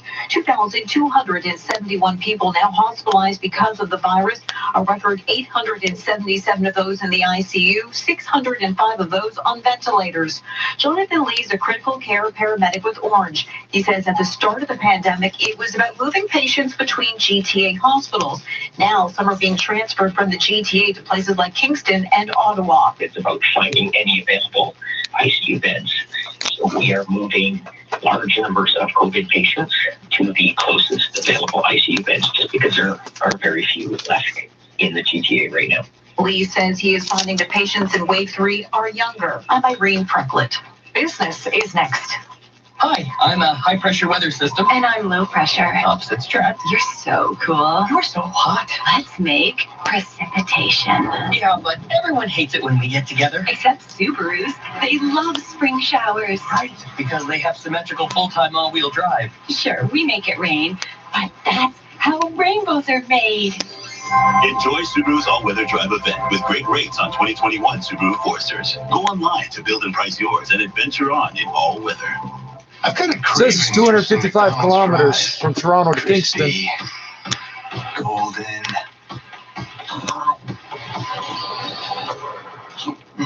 McDonald's fries. The official fries of the Toronto Raptors three-pointers. 680 News Time 4:55. Now the 680 News Business Report. Here's Richard Southern. So, Jenna, have Toronto rent prices hit the floor? The average rent price went up. It's 395 to Ottawa. Since the pandemic took hold. 335 to North Bay. Yeah, it found that the average Toronto rent price was down 19% year on year in March, but it went up month over month from an average. So that's our cutoff. We drive to North Bay, we fly to Ottawa. That's interesting. I never thought about that. And the report said that could signal that demand in the real estate market is now picking up. The report also said it's possible that landlords are anticipating some sort of return to normal after the pandemic and perhaps are holding vacant units for longer instead of dropping their price. Toronto rent prices peaked in November 2019 at so an average 100 kilometers an hour would be 62.14 miles, 62 miles. It's over what the limit used to be. Right? All right, on to the financial markets where the TSX notched a win. It was up 68 points to 19,170. Mining stocks were strong. We saw a big uptick for some base metal prices today. So we had names like Hut 8 How Mining. long till cryptocurrencies get classified as mining? Turquoise Hill Resources was up 6.7%. On Wall Street, the Dow Jones Industrial Average fell. It was down 61 points. But the broader stock market rose. The S&P was up 7, and the Nasdaq hit a record high, up 121 points. Tesla in with earnings here after the bell. So 55 miles an hour is 88.5 kilometers an hour. And revenue coming in at 10.39 billion. Better than expected, like we say, but no follow through so far for the stock. Tesla's down 2.2% in the extended trade as we await the start of that earnings call, which will be getting underway soon. GameStop having a day. The Reddit trade darling was up sharply in the regular trading session by more than 11% at $168, and it's continuing its ascent in the extended trade, now topping $181. Still continues to be a lot of talk about this on the Reddit forums. GameStop, and again, we're above $181 on GME here in the extended trading session. Another stock we kept an eye on today was MindMed. This is the Canadian company that deals in psychedelic drugs for medical purposes, and it's been interlisted now on the Nasdaq. All psychedelic drugs Canadian listing was up another 32% today at $5.84. And the price for gold higher, $1,781 US dollars the ounce, and the loonie at its highest in a couple of years against the greenback at 80.68 cents US. Canadian military heading in to help out with Ontario's hospitals. That and the rest of the day's top stories are next on 680 News. With the Daily Grand Lotto, you can win $1,000 a day for life. So this is just, I don't, if 55 miles an hour is 88.5 kilometers, 90 kilometers an hour is 55.926. It's almost exactly 1 mile over the limit. 90 kilometers an hour is almost exactly 1 mile over 55 miles an hour. That for the record is an infrared light. I can't actually see that, neither can you. But this camera can, and I don't know why. No, I'm laughing now because the city buses are speed limited to 90 kilometers an hour, and the ones that have the 6-speed transmission are not all exactly the same. I have the top two locked out. 90 kilometers an hour or some shit like that. And it's 1 over the U.S. federal speed limit at that time of 55. That's fucking, yeah, they standardize. Oh, you have to know math to find out all these little coincidences. It's not a coincidence. It's two things that happen at the same time. It's not a coincidence. In Markham, clear, 6 degrees. Mississauga, partly cloudy, and 6 downtown Toronto. So if you sent one of our city buses into the U.S., it wouldn't be physically capable of exceeding the federal speed limit. Okay. It's 5 o'clock. Toronto's #1 for Who breaking knew? news, Now I do. traffic, and weather. You know, no, it might happen. EMS has some of those buses. Good evening. Good afternoon, rather. I'm Scott Burnett. Although they may or may not be speed limited. Stories right now. Ottawa sending in the military and Red Cross at the request of the Ford government as Ontario's ICUs continue to break records for those admitted with COVID-19. Toronto is closing or partially closing a dozen workplaces with COVID, and the workers have to go home. To stymie COVID-19, not to create new problems. Even with a record number of COVID patients in Ontario ICUs, the province's top doctor says new infections appear to be leveling off. The Raptors continue their playoff push tonight when they host the Cleveland Cavaliers, and Freddie Anderson takes an important step in his injury recovery. Sports at 15. Bay Street takes a step forward. It was up 68 points. S&P and NASDAQ notched records, and Tesla's in with earnings. Business at 26. 680 News Time 501. Time for traffic and weather together on the ones brought to you by medicalert.ca up in Chopper 680 Cuyahoga. Well, we have issues on the westbound 401. The ramp to Guelph line is closed. The truck rolled over. Just starting our way out there to get a look at that, so I'll have a little more detail in the next report or two. But the West 401 busy out this way. First of all, volume approaching the 400 Express and Weston Collectors to about Dixon and through Dixie in the Collectors. Then approaching through Ontario Express, Mavis Collectors to approaching Mississauga Road. Heading west at Highway 25 to Guelph line where that ramp is closed. East 401 delays through Mississauga Road, then east to the 427 to the 400 Express and Collectors.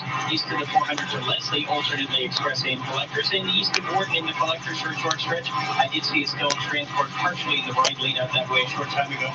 We have an update at College at Ossington. Ossington is still closed both north and south of College for this fire, but College is now getting through Ossington as crews continue to clean up here. From the 680 Traffic Center, Carlin Donahue. Right now, if you're traveling westbound on the Gardner heading out of the city, we have delays approaching Spadina to west of Strawn. Westbound QEW, slow going from the Ford plant to Trafalgar and approaching Burloak to west of Guelph line. If you're headed eastbound on the QEW Gardner combo, much better conditions there. Just a small delay from Trafalgar to Ford Drive. The East Gardner is cleared. And then traveling northbound on the DVP heading out of the city, it's jammed up right now from north of Baby Bloor up to north of Lawrence. Give your loved ones a voice, even when you can't be there. Ensure their vital information is always ready and accessible with the Medical Alert bracelet. Sign up today at medicalert.ca. Now, with a look at the forecast, here is Denise Andriacci. Well, partly cloudy and 8 degrees at Pearson. You know, it's been a cool day. This is definitely the coldest day of the week, if that makes anyone feel better. No, she just cursed us. What? The week like sleep or whatever they call it. It comes along with some wet weather. We did have some frost advisories through the overnight into this early part of this morning, but we don't have to worry about that tonight. We'll likely see some showers, though, and we'll fall to a low near 4 degrees. 680 News Time 503. The province says Ottawa has approved its request for military aid in our hospitals. It comes as Ontario reported nearly 900 people are in the ICU with COVID-19. We begin our coverage with 680's Richard Southern. The Ford government went from rejecting the offer of federal help for hospitals just 10 days ago to today asking that the military come in. And indeed, the federal government they offer to send the Red Cross in to vaccinate people when there's no vaccines to give them, and empty spots in the waiting list. I thank the federal government for approving it. The request for assistance doesn't get into a specific number, but what we are looking for is very specialized nurses that can help out in our intensive care unit. They're on a destroyer sailing through the Taiwan Strait right now because we're stupid. After the premier Thursday said, hey, there may have been one on that fucking helicopter you threw into the fucking ocean. Said this today. We need the federal government to step up and increase payments to workers in this province. I'm Richard Southern. Toronto Public Health is writing up emergency orders to break the chain of infection in a dozen businesses. 680's Mark Douglas joins us live with those details. Mark. Places in Toronto have been served notice today that they have to either partially or fully close because they've got COVID under their roof.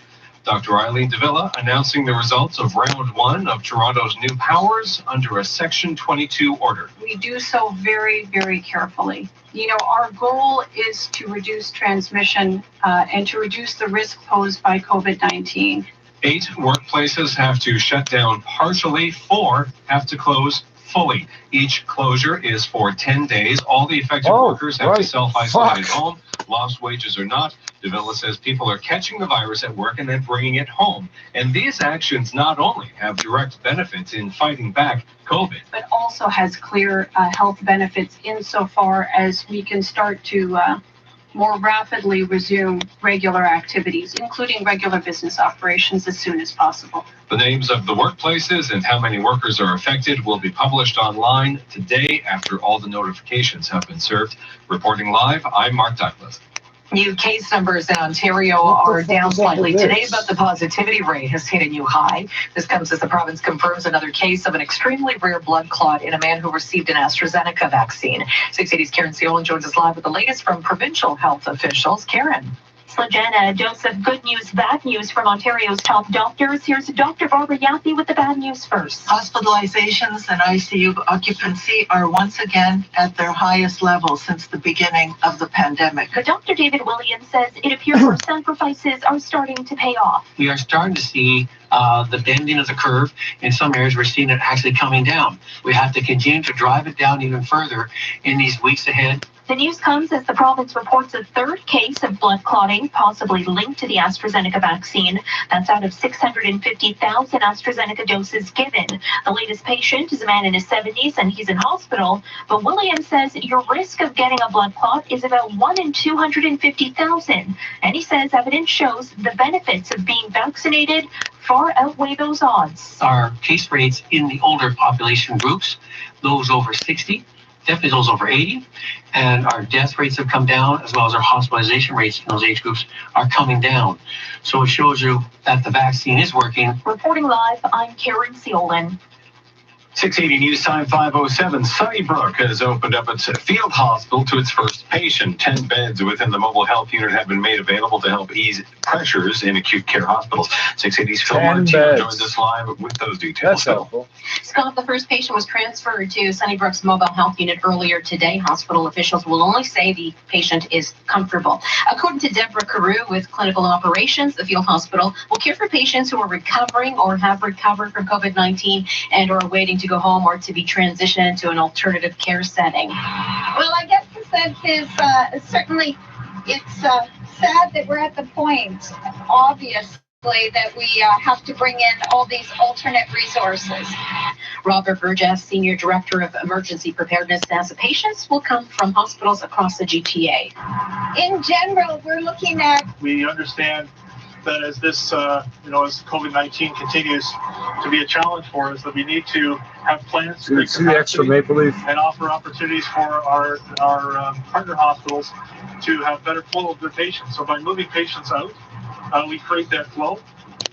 Sunnybrook's field hospital is located in a parking lot at the north end of its Bayview campus. It's fully contained patient unit, and it has a capacity for up to 84 patient beds. Phil Martino, 680 News.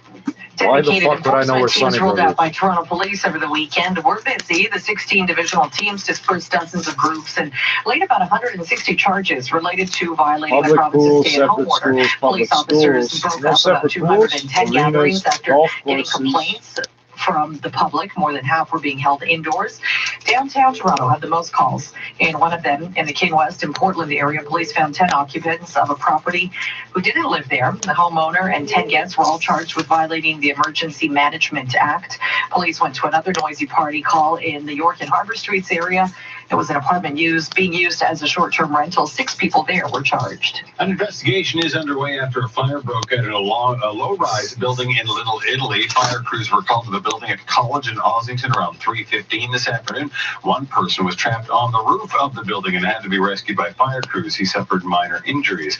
There is a cell tower array on the roof of the building. Fire officials say it's too early, though, to speculate whether this fire was intentional. We'll check gas prices in 30 seconds. Working from home? Stay up to date on the coronavirus. Now more than... This is the list of priorities. Yeah, red light cameras, locations. This is the list of priorities for Toronto. Major parks, cemeteries, hospitals, police stations. And then all this other shit is ahead of it.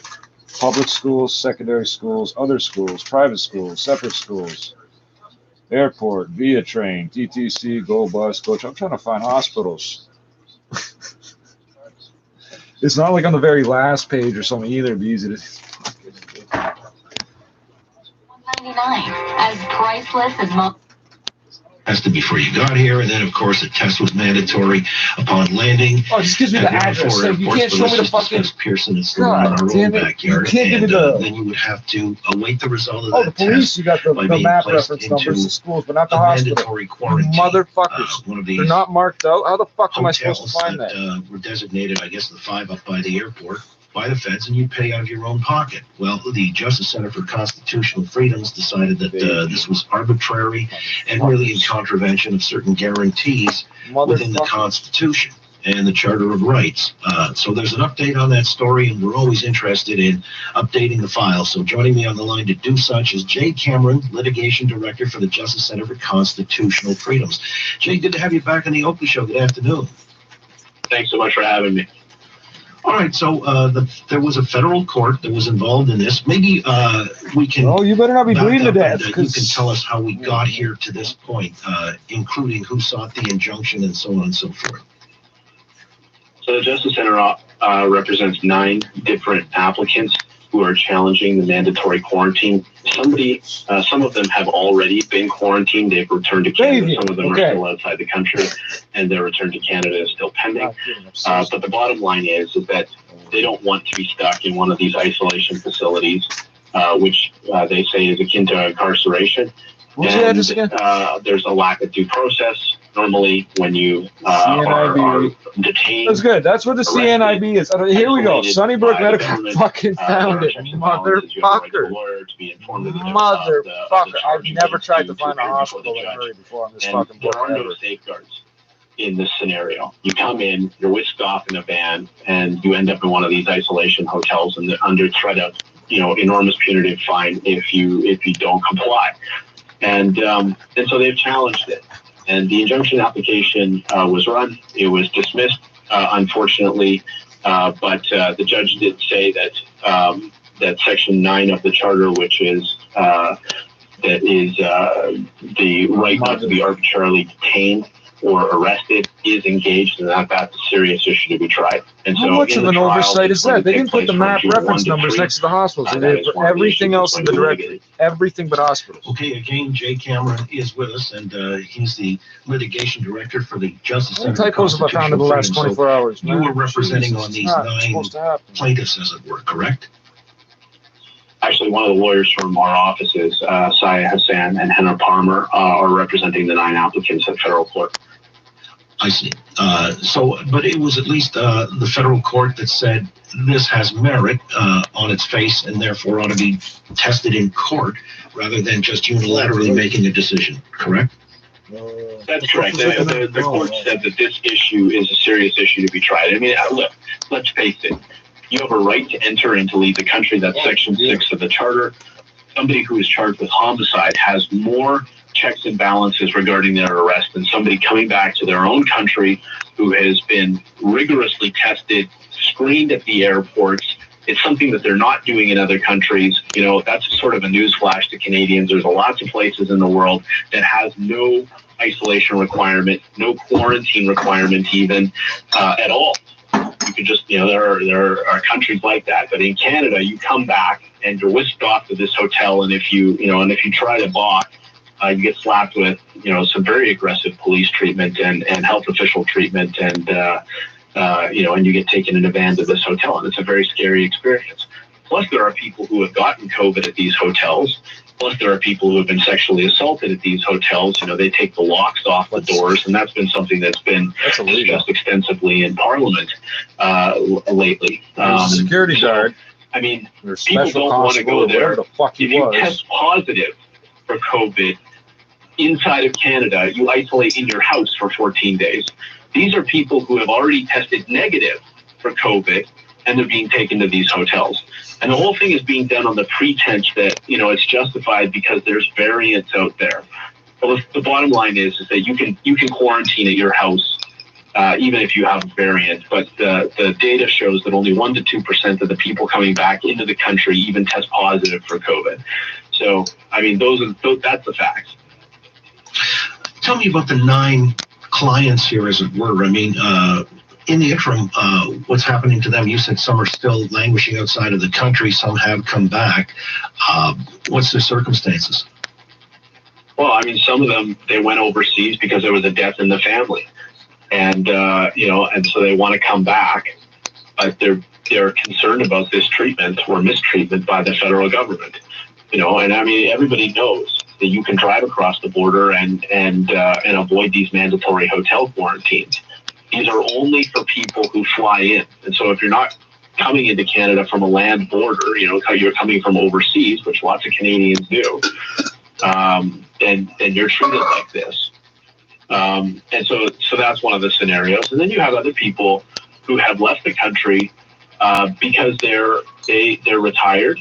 That's one of the perks of being a Canadian. You live on a border with a warmer climate in the south, and there's less cases of COVID. That's why the Micmac go. The weather is much better, and you can get lots of vitamin D. Fucking cold up here in the winter, man. Themselves, you know what? We're going to go south because we can. And so they left prior to all of these draconian measures with the quarantine facilities. And so, and the reports that come out of these facilities are that, there's lots of people standing in the lobby and they're all, sort of milling around and, there's no social distancing and things like that, while they check in. And I mean, it seems more to intimidate Canadians and discourage travel, right? Because everybody's seen the pictures, everybody's heard the horror stories about these hotels. And so that appears to be the tactic. It doesn't appear to be sexually assaulted, and he demanded money, then sexually assaulted her in these hotel facilities. Again, Jay Cameron's with us, litigation director. This was supposed to be the Canadian Voices takes you away to an undisclosed location. That's what they told us a year ago. In mandatory quarantine on their own dime, and seeing this as a breach of several instances of the charter. Now, I'm curious because, Jay, there are some people who are even calling for stricter restrictions, especially with land border crossings. Ingredients, sugar and strawberries. A sentiment that goes in 13 grams for 15 milliliters. Different to yours. How do you perceive this? I mean, on the one hand, it's, I guess, competing schools of thought. Are we too compliant, or is that something that could ever be, when the court rules between June 1 and 3, that this might be necessary as a health concern under the Emergencies Act or otherwise? I don't know. I'm just blue skying how that might play out. Can you foresee that has maybe some currency, people feeling that's necessary to do? Well, there's plenty of fear-mongering from the government and from the media about COVID. But you have to go back and you have to think rationally, and that's what people are not doing here. 99.7% of people who get COVID recover.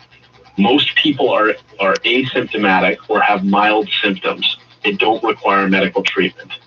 Okay, so this is not Ebola. 3 out of 1,000 is good. And so, do you want to live in a country where the chances of you surviving this virus are 99.7%, but you have all of your civil liberties taken away? Is that the world you want to live in? And is that the world that is envisioned by the Canadian Constitution? 1,500 people out of St. Joseph Hospital's catchment area. Society. What's going on in Canada is neither free nor democratic. In fact, Toronto is probably the most locked down city in the entire world. What the fuck? You see all these people walking around right now? They now? don't realize that outside of the Canadian bubble, there are people who are old Italian dude that don't speak English yet is as mad. He wasn't getting close to people per They se. go to church. They go Leave to him alone. school. What the fuck are the rest of you doing out there? What are you doing out there? But in Go the fuck Canada, home. you have health officials who are, they're not required to provide their reports to the legislature, and you have enormous centralized power in their hands, and they are running the country, and so that's not democratic, right? Your representatives are not the people who are making the doctor can take a military commander out of service in your life. How do you feel about that as a Canadian? Did we not have this argument approximately last year about Donald Trump being medically fit or something like that? That theoretically is being weaponized. They pull you out. A doctor can take the president out of fucking service. That you can travel to where there are no restrictions at all about coming into the country. Let's look at the data. I mean, the chances of you dying from COVID, of a child under the age of about 16 of dying from COVID, it's more likely for that child to be struck by lightning. All right, but the schools are closed. You have people whose parents and their grandparents and their loved ones, their spouses, are dying in the hospital. And the government is saying you can't go see them because of COVID. Well, the person who's dying wants to see their spouse or their grandparent or their mother or their father. And the family wants to see them. And you have people, it is absolutely outrageous what is occurring and the complete overriding of people's civil liberties in Canada right now. It's a disgrace. And I want to go ahead. No, you go ahead. I want to tell you that there's a quote from this judge by the name of Learned Hand, very, very famous judge. And he said, when liberty dies in the hearts of men and women, no constitution can save it. No court can save it. So, the big cry these days is peace and safety. Well, we're going to keep the country safe. Well, yeah, can I talk? No, you can't talk. We have to censor the internet. You can't travel. You can't go to school. We're keeping you safe. It's like a fish from drowning. At iRobot, where the robots take control and they lock everybody in their houses to keep them safe. But you must take heart from the fact that today the federal court did say, come June 1 to 3, this is important enough to be tested in a court. Are you encouraged that they said as much? And I know you might be projecting here as these three letters lining up yet made its way into a court. But what do you think the full hearing will result in? Well, that's a good question. Am I encouraged? The decision basically says, unfortunately, the decision on the injunction says, being locked in a hotel when you come back from the country is no big deal. I'm paraphrasing. However, the issue of the infringement of Section 9 is a serious issue to be tried. And so, this is going to trial, and, Canadians are going to get a decision from their court as to whether or not it's justified to put people who have already been tested, they have tested negative, they are asymptomatic, okay, can't stress that enough. You come back, you're not sick, you've been tested negative, but you still get whisked off in a van with a bunch of people in hazmat suits and terrorized at the hotel because, hypothetically speaking, there's a 1 to 2 chance that you might have COVID. And so going on in Canada right now, to be honest with you. The test positivity rate's 10 point something right now. I think that Canada is sliding towards authoritarianism. Sliding. We'll leave on that note. Always interesting. Get your take from the Justice Center for Constitutional Freedoms. Jay Cameron again is litigation director. Thanks so much. We're going to follow this one closely as we've been from its inception. Thanks. Appreciate your time, Jay. Appreciate your time today as well, sir. Thank you. You got it. Well, certainly a topic worthy of discussion, of which there are many, and we'll get to our panel. Adrian Batcher from Sun, Kim Wright from Wright Strategies. Up next on the Open Show, 23 past, first to the road, we go on to check a shop epic. Ari Rabinovich. So new problem. A little later in the week. Nobody loves Your life is taking a bit of a break, but your dental health shouldn't. At Ultimate Dental, our enhanced cleaning and sterilization protocols will help keep you safe at your appointment, while our team of professionals keep your oral and overall health in check. We also offer patients a secret and expanded so you get the treatment you need when you need it. Located across Ontario and the GTA, contact your local Ultimate clinic or visit ultimatedental.com to find a dental professional near you. Ultimate Dental. Care beyond your smile. Always be the first to know. The new 680 News, be the first to know newsletter. Brought to you by Diamond & Diamond Lawyers. The current top 5 stories. Plus weather and your favorite contests, like the 680 News Weather Guarantee. Twice daily. Subscribe now at 680news.com/newsletters. And always be the first to know. Breaking news from Hamilton this afternoon, where 3 people are now in hospital with critical injuries after stabbing at a high-rise in the downtown area. It happened over the noon hour at an apartment building in the George and Carolyn Streets area. Police say the 3 people knew each other, but were not being told if they're a part of the same family. It's still very early in the investigation. We want to work our way through this before we start disclosing all that information. We just wanted the public to know that it was a contained incident. All parties were known to each other. and all parties are accounted for. One man has been arrested. He's also one of the 3 people that were taken to hospital. The Ontario government is launching new 911 models of care. Health Minister Christine Elliott says they will enable paramedics to support most vulnerable patients in the probably one most of the few appropriate things that setting will pull while out that many avoiding privacy unnecessary rules. visits to the ER. In York Region's pilot, eligible palliative care patients who dial 911 have the option to receive treatment at home by specially trained paramedics who can administer a range of medications to address their symptoms. Currently, paramedics are required to bring 911 patients to hospital emergency departments. Models of care pilots have been approved for implementation in regions across Ontario, covering over 30 municipalities. Coming up in just 60 seconds, the business report with Richard Southern, 680 News Time 5:25. Manufacturers in UNICEF says around half of the region's population are under 24. That's at least 200 million people. Yet, depending on the country, up to a third of those aged between 15 and 30. The figure is much higher for women. So they too are out. Crank up the Apple Car. After denying blame.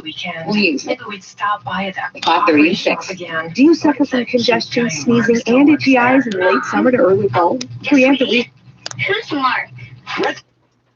From the 427th, our new facility features multiple showrooms, a state-of-the-art service center, and more. Audi innovation is always moving forward, and we aim to do the same at Audi Mississauga Airport. Now open by appointment at the 401 at Dixie Road. Book your appointment or shop online at AudiMississauga.com. Part of the Bramgate Automotive family. It's 5:26 now. The business report. It's Richard Southern. Good evening. There's been lots of talk about Canada's big grocery chains offering so-called pandemic pay to frontline workers. Small pay bonuses that most have since withdrawn. We're charging pandemic prices. Sorry. The popular wholesaler. I'm not sure if that's my grandmother or my grandfather. One of them. Pay a permanent pay raise. A Costco executive telling the Toronto Star, quote, "We're trying to do the right thing." Beginning last March, all frontline Costco employees saw their pay up by $2 per hour, and that program has been replaced with a $1 per hour pay raise. According to the Toronto Star, the average wage for Costco employees, $23.71 an hour, and after 6 years, the typical cashier can make $60,000 a year. Sobeys owner Empire is the only one of the big 3 grocers to have reinstated pandemic pay. Longo's has also brought it back, but both, it seems, will only keep it in place so long as the stay-at-home order is instituted. Costco stock closed down 1.25% today. Tesla, meantime, reported earnings. Most requested bottom line beat for the electric car maker, 93 cents per share on the bottom line. Revenue at $10.39 billion. CN Rail reported earnings. Anthony Acoli with TD Bank. Slightly missing earnings per share estimates. They came in at $1. Current military operations. They're off about 1 penny. They also missed slightly on the earnings revenue, but going forward, they do see double-digit adjusted profit growth for the full year. That's going to certainly be a positive for insurance for investors going forward. CN Rail stock closing higher at $136.43. The TSX up 68 points, closing out at 19,170. The Dow fell 61 points, but the S&P closed at a fresh record high. It was up 7 points. The NASDAQ at a record as well, up 121. And the Canadian dollar at a multi-year high, 80.64 cents U.S. Top stories next on 680 News. I miss him so much every day. I miss the drums pounding away. Asking Dad, can you go out and throw the ball with me? I wish he were here today. I would give him the biggest bear hug. On April 28th, we remember all those who suffered a workplace death, injury, or illness. Learn more at wsibdaysmorning.ca. Would you like to own investment real estate? Hi, I'm Tom. Well, you see me scrolling, right? It's a lot of words. Guess we'll just read it. So 6th on the most requested list, current operations. I'm not going to fuck around with the map just yet, but there are dots all over the world on this map. CAF operations. I'm not saying CAF. I'm going to say CF. Operations adjusting to COVID-19. The worldwide spread of COVID-19 has impacted all of our Canadian Armed Forces operations. How do I make this read this shit out loud? My pedometer can read out loud. This can. Although precautions and strict health and safety protocols are in place, the risk of contracting COVID-19 cannot be entirely eliminated. The Canadian Armed Forces has personnel deployed across Canada and around the world, with approximately 2,000 personnel deployed on more than 20 different operations. Given the nature of our mission, should be more than that, because they don't tell us everything. Given the nature of our missions, we must be ready at all times to conduct military operations at home and abroad. I'll have to repeat it. You can skip it back if you feel the need to. Consequently, the CAF has taken an aggressive approach to mitigate the spread of COVID-19 within our force and to those we work with while conducting operations. I bet this isn't true. I have a theory. The safety of Canadian Armed Forces, CAF, personnel is paramount. So if I see somebody hurting them, I'm allowed to like fuck up the person trying to hurt them. Like I can do that, right? 2014 Parliament Hill shooting or whatever. Do you see all the fucking things happening in this country? The safety of the Canadian Forces can't give me an order to stand down. I can completely ignore that. I have the apologetics to completely ignore that. The safety of Canadian Armed Forces personnel is paramount, and reasonable measures are taken to mitigate the risk to our deployed personnel and preserve our operational capabilities and readiness for current and future deployed operations. Deployed Canadian Armed Forces task forces are conducting local liaison with host nation and allied forces healthcare authorities to determine and monitor the current state of COVID-19 in their area of operation and coordinate precautionary measures and response plans. Since the beginning of the pandemic, the Canadian Armed Forces, CAF, has taken unprecedented measures to protect the health and well-being of our members, prevent the spread of this disease, and preserve our ability to conduct mission-essential military operations. For instance, CAF members observe an isolation period before deploying and again upon return to Canada at the end of their mission. For a complete list of changes the CAF are making to ongoing and upcoming operations in response to COVID-19, please visit Changes to Military Operations in Response to COVID-19. I see how you got the title for that page. For more information about how the CAF, oh Jesus Christ, where are we going? Oh, we got to it. It's okay. For more information about how the CAF are supporting federal and provincial agencies' efforts against the coronavirus pandemic situation, please visit Operation Laser. Operation Laser? Oh, it was Complan Laser. Okay, we'll get. For more information on how the CAF is supporting Canada's vaccination rollout efforts, please visit Go Fuck Yourself. They called it Operation Vector. Vector. Their vaccination effort is called Vector. So if you don't understand the use of the word there, that I think is highly suspect. They don't, for example, know the vector or the reservoir for Ebola. They think they know, but they don't. They think wild guesses, but they don't know. Around midnight and through the overnight, just a little bit of wet weather, not too bad. Could be lingering through Tuesday morning, but we're not expecting a ton of precipitation at all. Tomorrow will be mostly cloudy and another day below seasonal near 12 degrees. Our overnight low 4. 680 Eastern 533. The province is reporting fewer than 4,000 new cases of COVID-19, but the situation in hospitals and intensive care units is not yet improving. The crunch has prompted the Ford government to request the assistance of the Canadian military. 680's Richard Southern tells us Ottawa has approved that request. Just 10 days after rejecting the offer of Red Cross help, the Ford government has now Canadian Joint Operations Command leads this operation. Hey, thank you. Somebody, I could ask who's in charge. Forces personnel to help deal with the surge of COVID-19 patients. Red Cross help also on the way at now the request of the Ford government. Solicitor General Sylvia Jones. The request for assistance doesn't get into a specific number, but what we are looking for is very specialized nurses that can help out in our intensive care unit beds. So the Canadian military on the way to help out Ontario's hospitals. Newfoundland as well today said it would send some healthcare workers to Ontario, including the Newfoundland Premier's wife. It got louder. Richard Southern. The province is reporting a third case of extremely rare blood clotting linked to the AstraZeneca vaccine. The update comes as the chief medical officer warns this wave of infection shouldn't be taken lightly. 680's Karen Ciola joins us live with the latest on that. Karen. Janet, the province's top doctor, David Williams, says it looks like we are making some progress with new case numbers slightly down over the past few days. But with Ontario hospitals and ICUs facing a capacity crunch, Williams cautions now is not the time to become complacent. Because we still have our high admissions to the intensive care units. That is the delayed metric that will continue to accrue, unfortunately, over the next week or two until we turn that one around.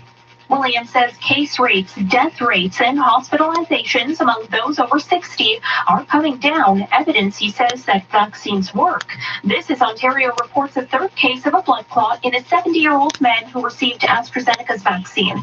That man is now in hospital, but Williams says the AstraZeneca blood clot risk is still extremely rare, with about 650,000 doses given out across the province. We still want to encourage everyone, when it's your turn or opportunity to get a vaccine, to obtain the vaccine, because already we're seeing many strong indications of the benefit of the immunization. Reporting live, I'm Karen Seolin. 680 News Time, 5:36. Sunnybrook has reached the point where there are no beds available within the hospital.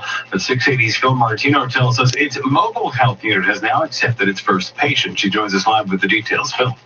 Scott, Sunnybrook's first field hospital is set up in a parking lot at the north end of its Bayview campus and has capacity for up to 84 patient beds. Today marks the first day one of those beds will be used. Deborah Carew with Clinical Operations as a mobile health unit will care for patients who are recovering or have recovered from COVID-19 and are waiting to go home or to be transitioned to an alternative care center setting. In general, we're looking at having about a 3 to 5 day length of stay for the patients that are transitioning between acute care and the MHU before going to home or rehab. 10 beds within the mobile health unit have been made available to help ease pressures in acute care hospitals. Robert Burgess, Senior Director of Emergency Preparedness, says the patients will come from hospitals across the GTA. Certainly would really want to emphasize that the shelter system that you see is a system resource. It's not just for Sunnybrook. Hospital officials say they cannot discuss the field hospital's first patient, but will say the patient is comfortable. Phil Martino, 680 News. A dead guy in a casket's comfortable looking too, being temporarily closed by Toronto Public Health amid COVID-19 outbreaks. This comes after similar moves by Peel Region over the weekend. Here's 680's Mark Douglas. A dozen workplaces in Toronto have been served notice that they have to either partially or fully close because they've got COVID under their roof. We do so very, very carefully. Dr. Eileen Davila announcing the results of round 1 of the city's new powers under a Section 22 order. Our goal is to reduce transmission. 8 workplaces have to shut down partially, 4 have to close fully. Each of the closures is for 10 days, and all the affected workers have to self-isolate at home, lost wages or not. Dr. Davila says people are catching the virus at work and then bringing it to their homes. And these actions not only have direct benefits in fighting back COVID, but also has clear health benefits insofar as we can start to more rapidly resume regular activities, including regular business operations, as soon as possible. I'm Mark Douglas. A Shoppers Drug Mart in Mississauga is offering walk-in appointments to people 40 and over.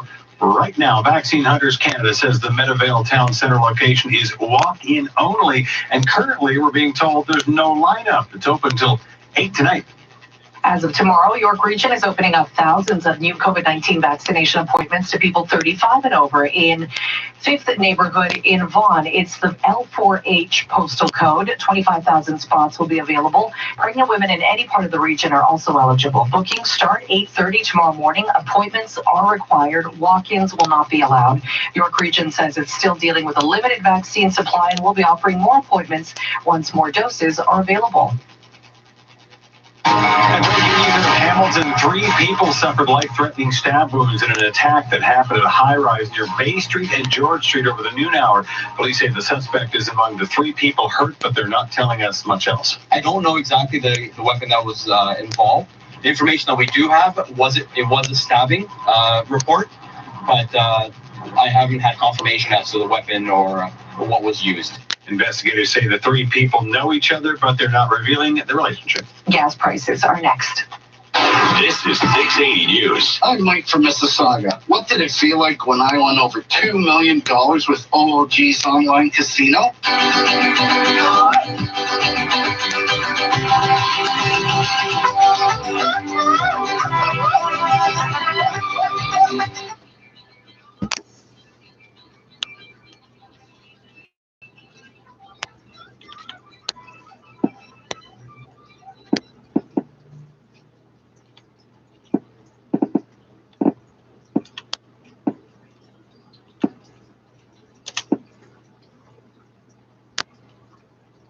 Yeah, Tory mentioned he's going to do that. I don't know, even second some of the vaccine supply from other areas that don't say need them as much. It's not a priority. We'll come back and pursue many more topics worthy of discussion with our panel. Kim Wright, Adrian Batcher on the Opie Show. Global News Radio 640 Toronto. Understand the story. Global News Radio 640 Toronto. It's happening again. The #1 rematch team in Toronto and the GTA for #1 is my dog and enjoy sports and video games on my TV and my comfy surroundings. I'm Aya, and I'm a sales rep in Mississauga. Our family cooks and enjoys the togetherness of our home. I'm lucky that way. And I'm Ted. Jen and I love the escape and safe harbor of our home and cottage. And our new puppy Jeter does too. Right, Jeter?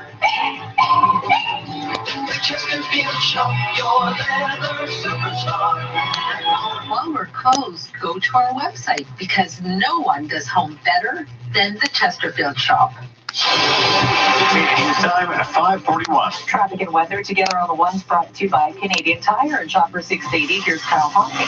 Well, an ongoing issue. If you're on the westbound 401, the ramp to 12th line is closed because of a truck that rolled over taking the ramp. It's back on its wheels, being hooked up to heavy tows. Still some cleanup going on here, but I'm guessing it won't be too much longer before they can reopen this ramp, which is a good thing because it's causing a delay. First of all, it's busy on the west 401. 400 collectors, Islington Express to Dixon, west of the 427 to approaching Dixie and the collectors, and west of your Ontario Express, Mavis collectors to approaching Mississauga Road. You're heading as far as the Guelph line ramp, delays west of Highway 25 to the ramp. We have the ramp lane closed on the approach, of course, with the ramp shut down, but also visual distraction of the cleanup slowing pace. Eastbound 401 is slow through Mississauga Road, then 427 to the 400 Express and collectors. Brief break, but then it's busy east of the 400 to Leslie, alternately Express and collectors, and from the 404 to Victoria. I'm waiting to hear about this fire. More delays Victoria Park to east of Ward and collectors, and through Salem Road from the 680 Traffic Center, Carla Donahue. Right now, it is, we have some volume out there on the major routes as well. We did have a few things clear. In northbound on the DVP, there was a stalled vehicle north of Baby Bloor. That has been towed away, and now we're just left with volume from approaching Bloor to north of Lawrence. If you're going northbound 400, no issues or delays. Same with, we do have delays on the southbound 400. They're approaching Shepherd down to the west 401 ramp. Southbound on the 404 DVP, south of Steeles, the HOV lane blocked by a stalled vehicle. Tow truck on scene, no delay, but delays start at Finch and go down to the 401 ramps. Once you're on the westbound Gardner, watch out for volume approaching Spadina to west of Strawn, and then west QEW slows down between Bronte and west of Walker's Line. Northbound 410 is slow going between Steeles and north of Queen, and then the north 410 ramp to the east 407. A right lane is closed down for maintenance. We have delays on the eastbound QEW as well, from Trafalgar out to Ford Drive, and nothing to report on the eastbound Gardner.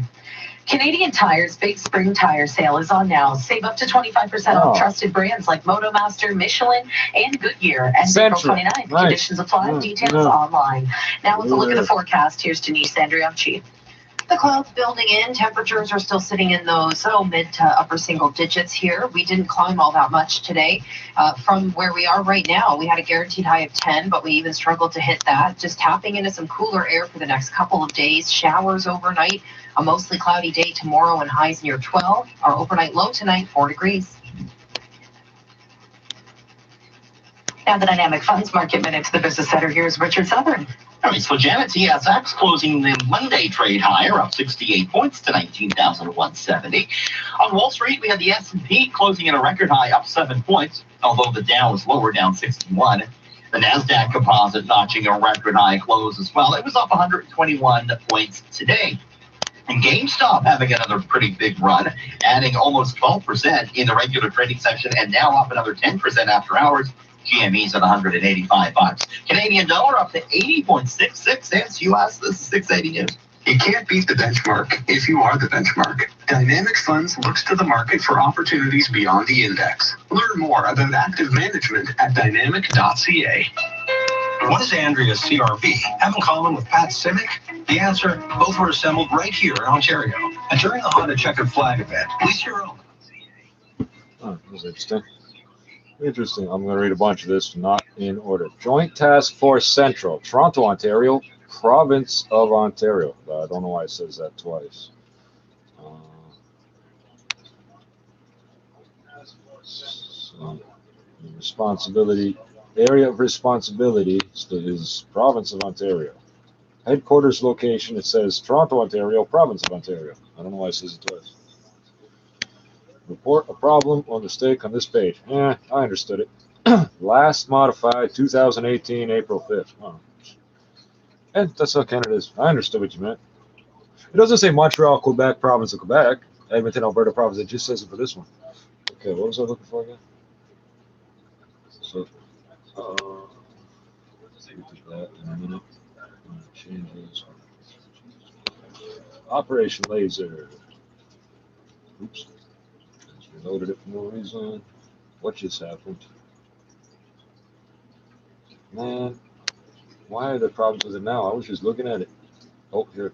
Damn it.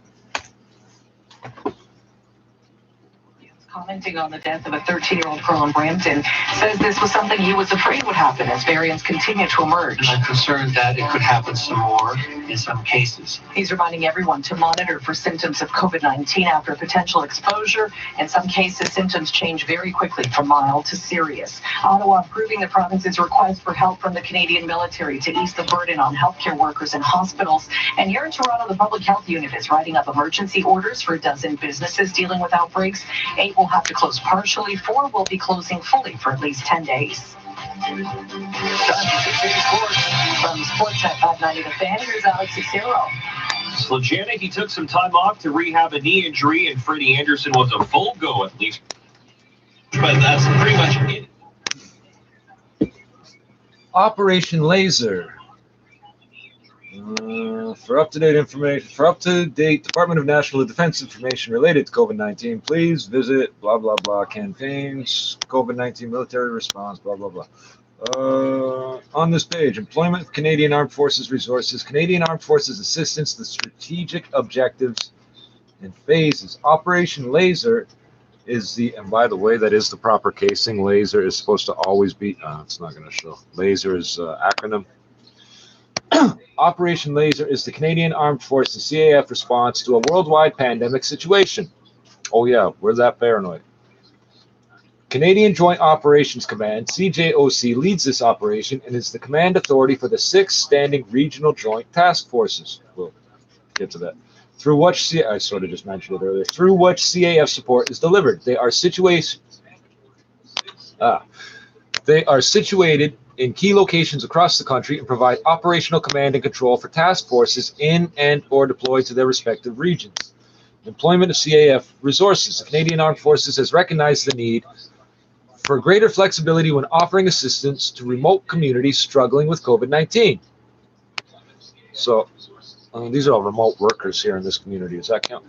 Therefore, the commander of CJOC has empowered the regional task force commanders to task Canadian Ranger CR patrols at their discretion.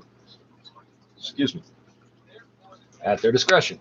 The goal is, so at their discretion, they can tell me what to do too. The goal is to leverage local resources for assessment purposes without the need for formal activation, as they are pre-positioned to identify emerging needs in their respective communities.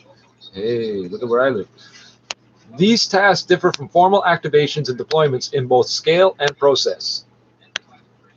While a rapid CR, Canadian Ranger, activation can provide emergency relief and help identify emerging needs in remote communities, it does not offer the same scale of resources as an official RFA deployment. The traditional request for assistance, RFA process, is an official communication between the provincial territorial governments, other relevant stakeholders, and the federal government. By assigning the authority to task Canadian Rangers to the regional level, the CAF aims to help improve the federal response to emergencies in remote communities. So,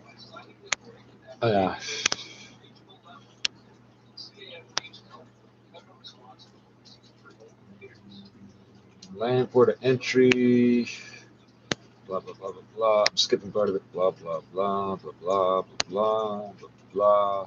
At the border with the testing. People come. The CAF did not engage in any activities related to testing, quarantine, or law enforcement at the border. I have to put that out there. Their interest is not in telling the public, the citizens, what to do. Their interest is in protecting the people and the place. The strategic objectives for Operation Laser: 1. Save lives. 2. Assist federal, provincial, territorial, and regional partners. 3. Maintain CAF readiness, effectiveness, and resilience. Phases of the operation. Operation Laser is the activation of contingency plan, laser, for the response to a pandemic of an influenza-like disease. The plan consists of 4 phases. The Chief of the Defense Staff activated Phase 2 of Operation Laser on March 2nd, 2020. Remember that? I was listening. On March 13th, I probably dated the fucking video correctly too. You check that out if you want. On March 13th, 2020, he activated Phase 3. Okay, hold on. I'm not sure, but yeah, we'll get to that. One of those 2 days, probably both, we were recording. Phase 1, pandemic preparedness, mitigation planning, and normal monitoring of worldwide pandemic threats. This phase is permanently activated unless a higher phase is active. Phase 2, pandemic alert, active monitoring of the evolving pandemic threat with some protective measures adopted. This phase is activated by the Chief of the Defense Staff. Do a Google News search for Canadian Chief of the Defense Staff controversy. There you go. Phase 3, I gotta say Siri, right? Or something. Phase 3, pandemic response. So there's apparently 11 days between those two. Activated on order of the CDS, Chief of the Defense Staff, which was now retired General John Vance. This phase is characterized by widespread and continuous transmission of the virus in the general population and the imminent risk or existence of significant absentee rates, referring to soldiers showing up to reporting for duty, or not showing up for duty for whatever reason. The CAF response will be dependent on the disease's impact in and around the location of CAF elements and requests for assistance to civil authorities. So it's going to be dynamic, it's going to be constantly changing. All right, okay. Phase 4, post-pandemic restoration. Why exactly? This phase starts when the CDS declares that the pandemic situation has concluded. When the Chief of the Defense Staff declares it. Not when all these other people say, oh, we're off lockdown. The Chief of the Defense, we don't have a Chief. Who's Governor General, Prime Minister, and 2 or 3 Chiefs of Defense Staff are under investigation. Hillier retired. Danny Fortin seems useless. No offense. I don't see what he's doing. He's kind of like Bill Blair and Julian Fantino. This phase starts when whoever the Chief of Defense Staff will be declares that the pandemic situation has concluded. This phase involves the resumption and reestablishment of all DND, Department of National Defense / CAF, Canadian Armed Forces services and operations to normal levels. Okay, so if we're at war because of a worldwide thing and this virus is dealt with, this phase 4 still won't start because it's not normal levels. This phase transit, unless we did the Canada First Defense strategy and we had the 2 million reservists or whatever, we have like 12 million people eligible for military service or something. This phase transitions back to phase 1 and coincides with Public Health Agency of Canada, PHAC, declaring a post-pandemic phase. I don't know who this is or what's going on here.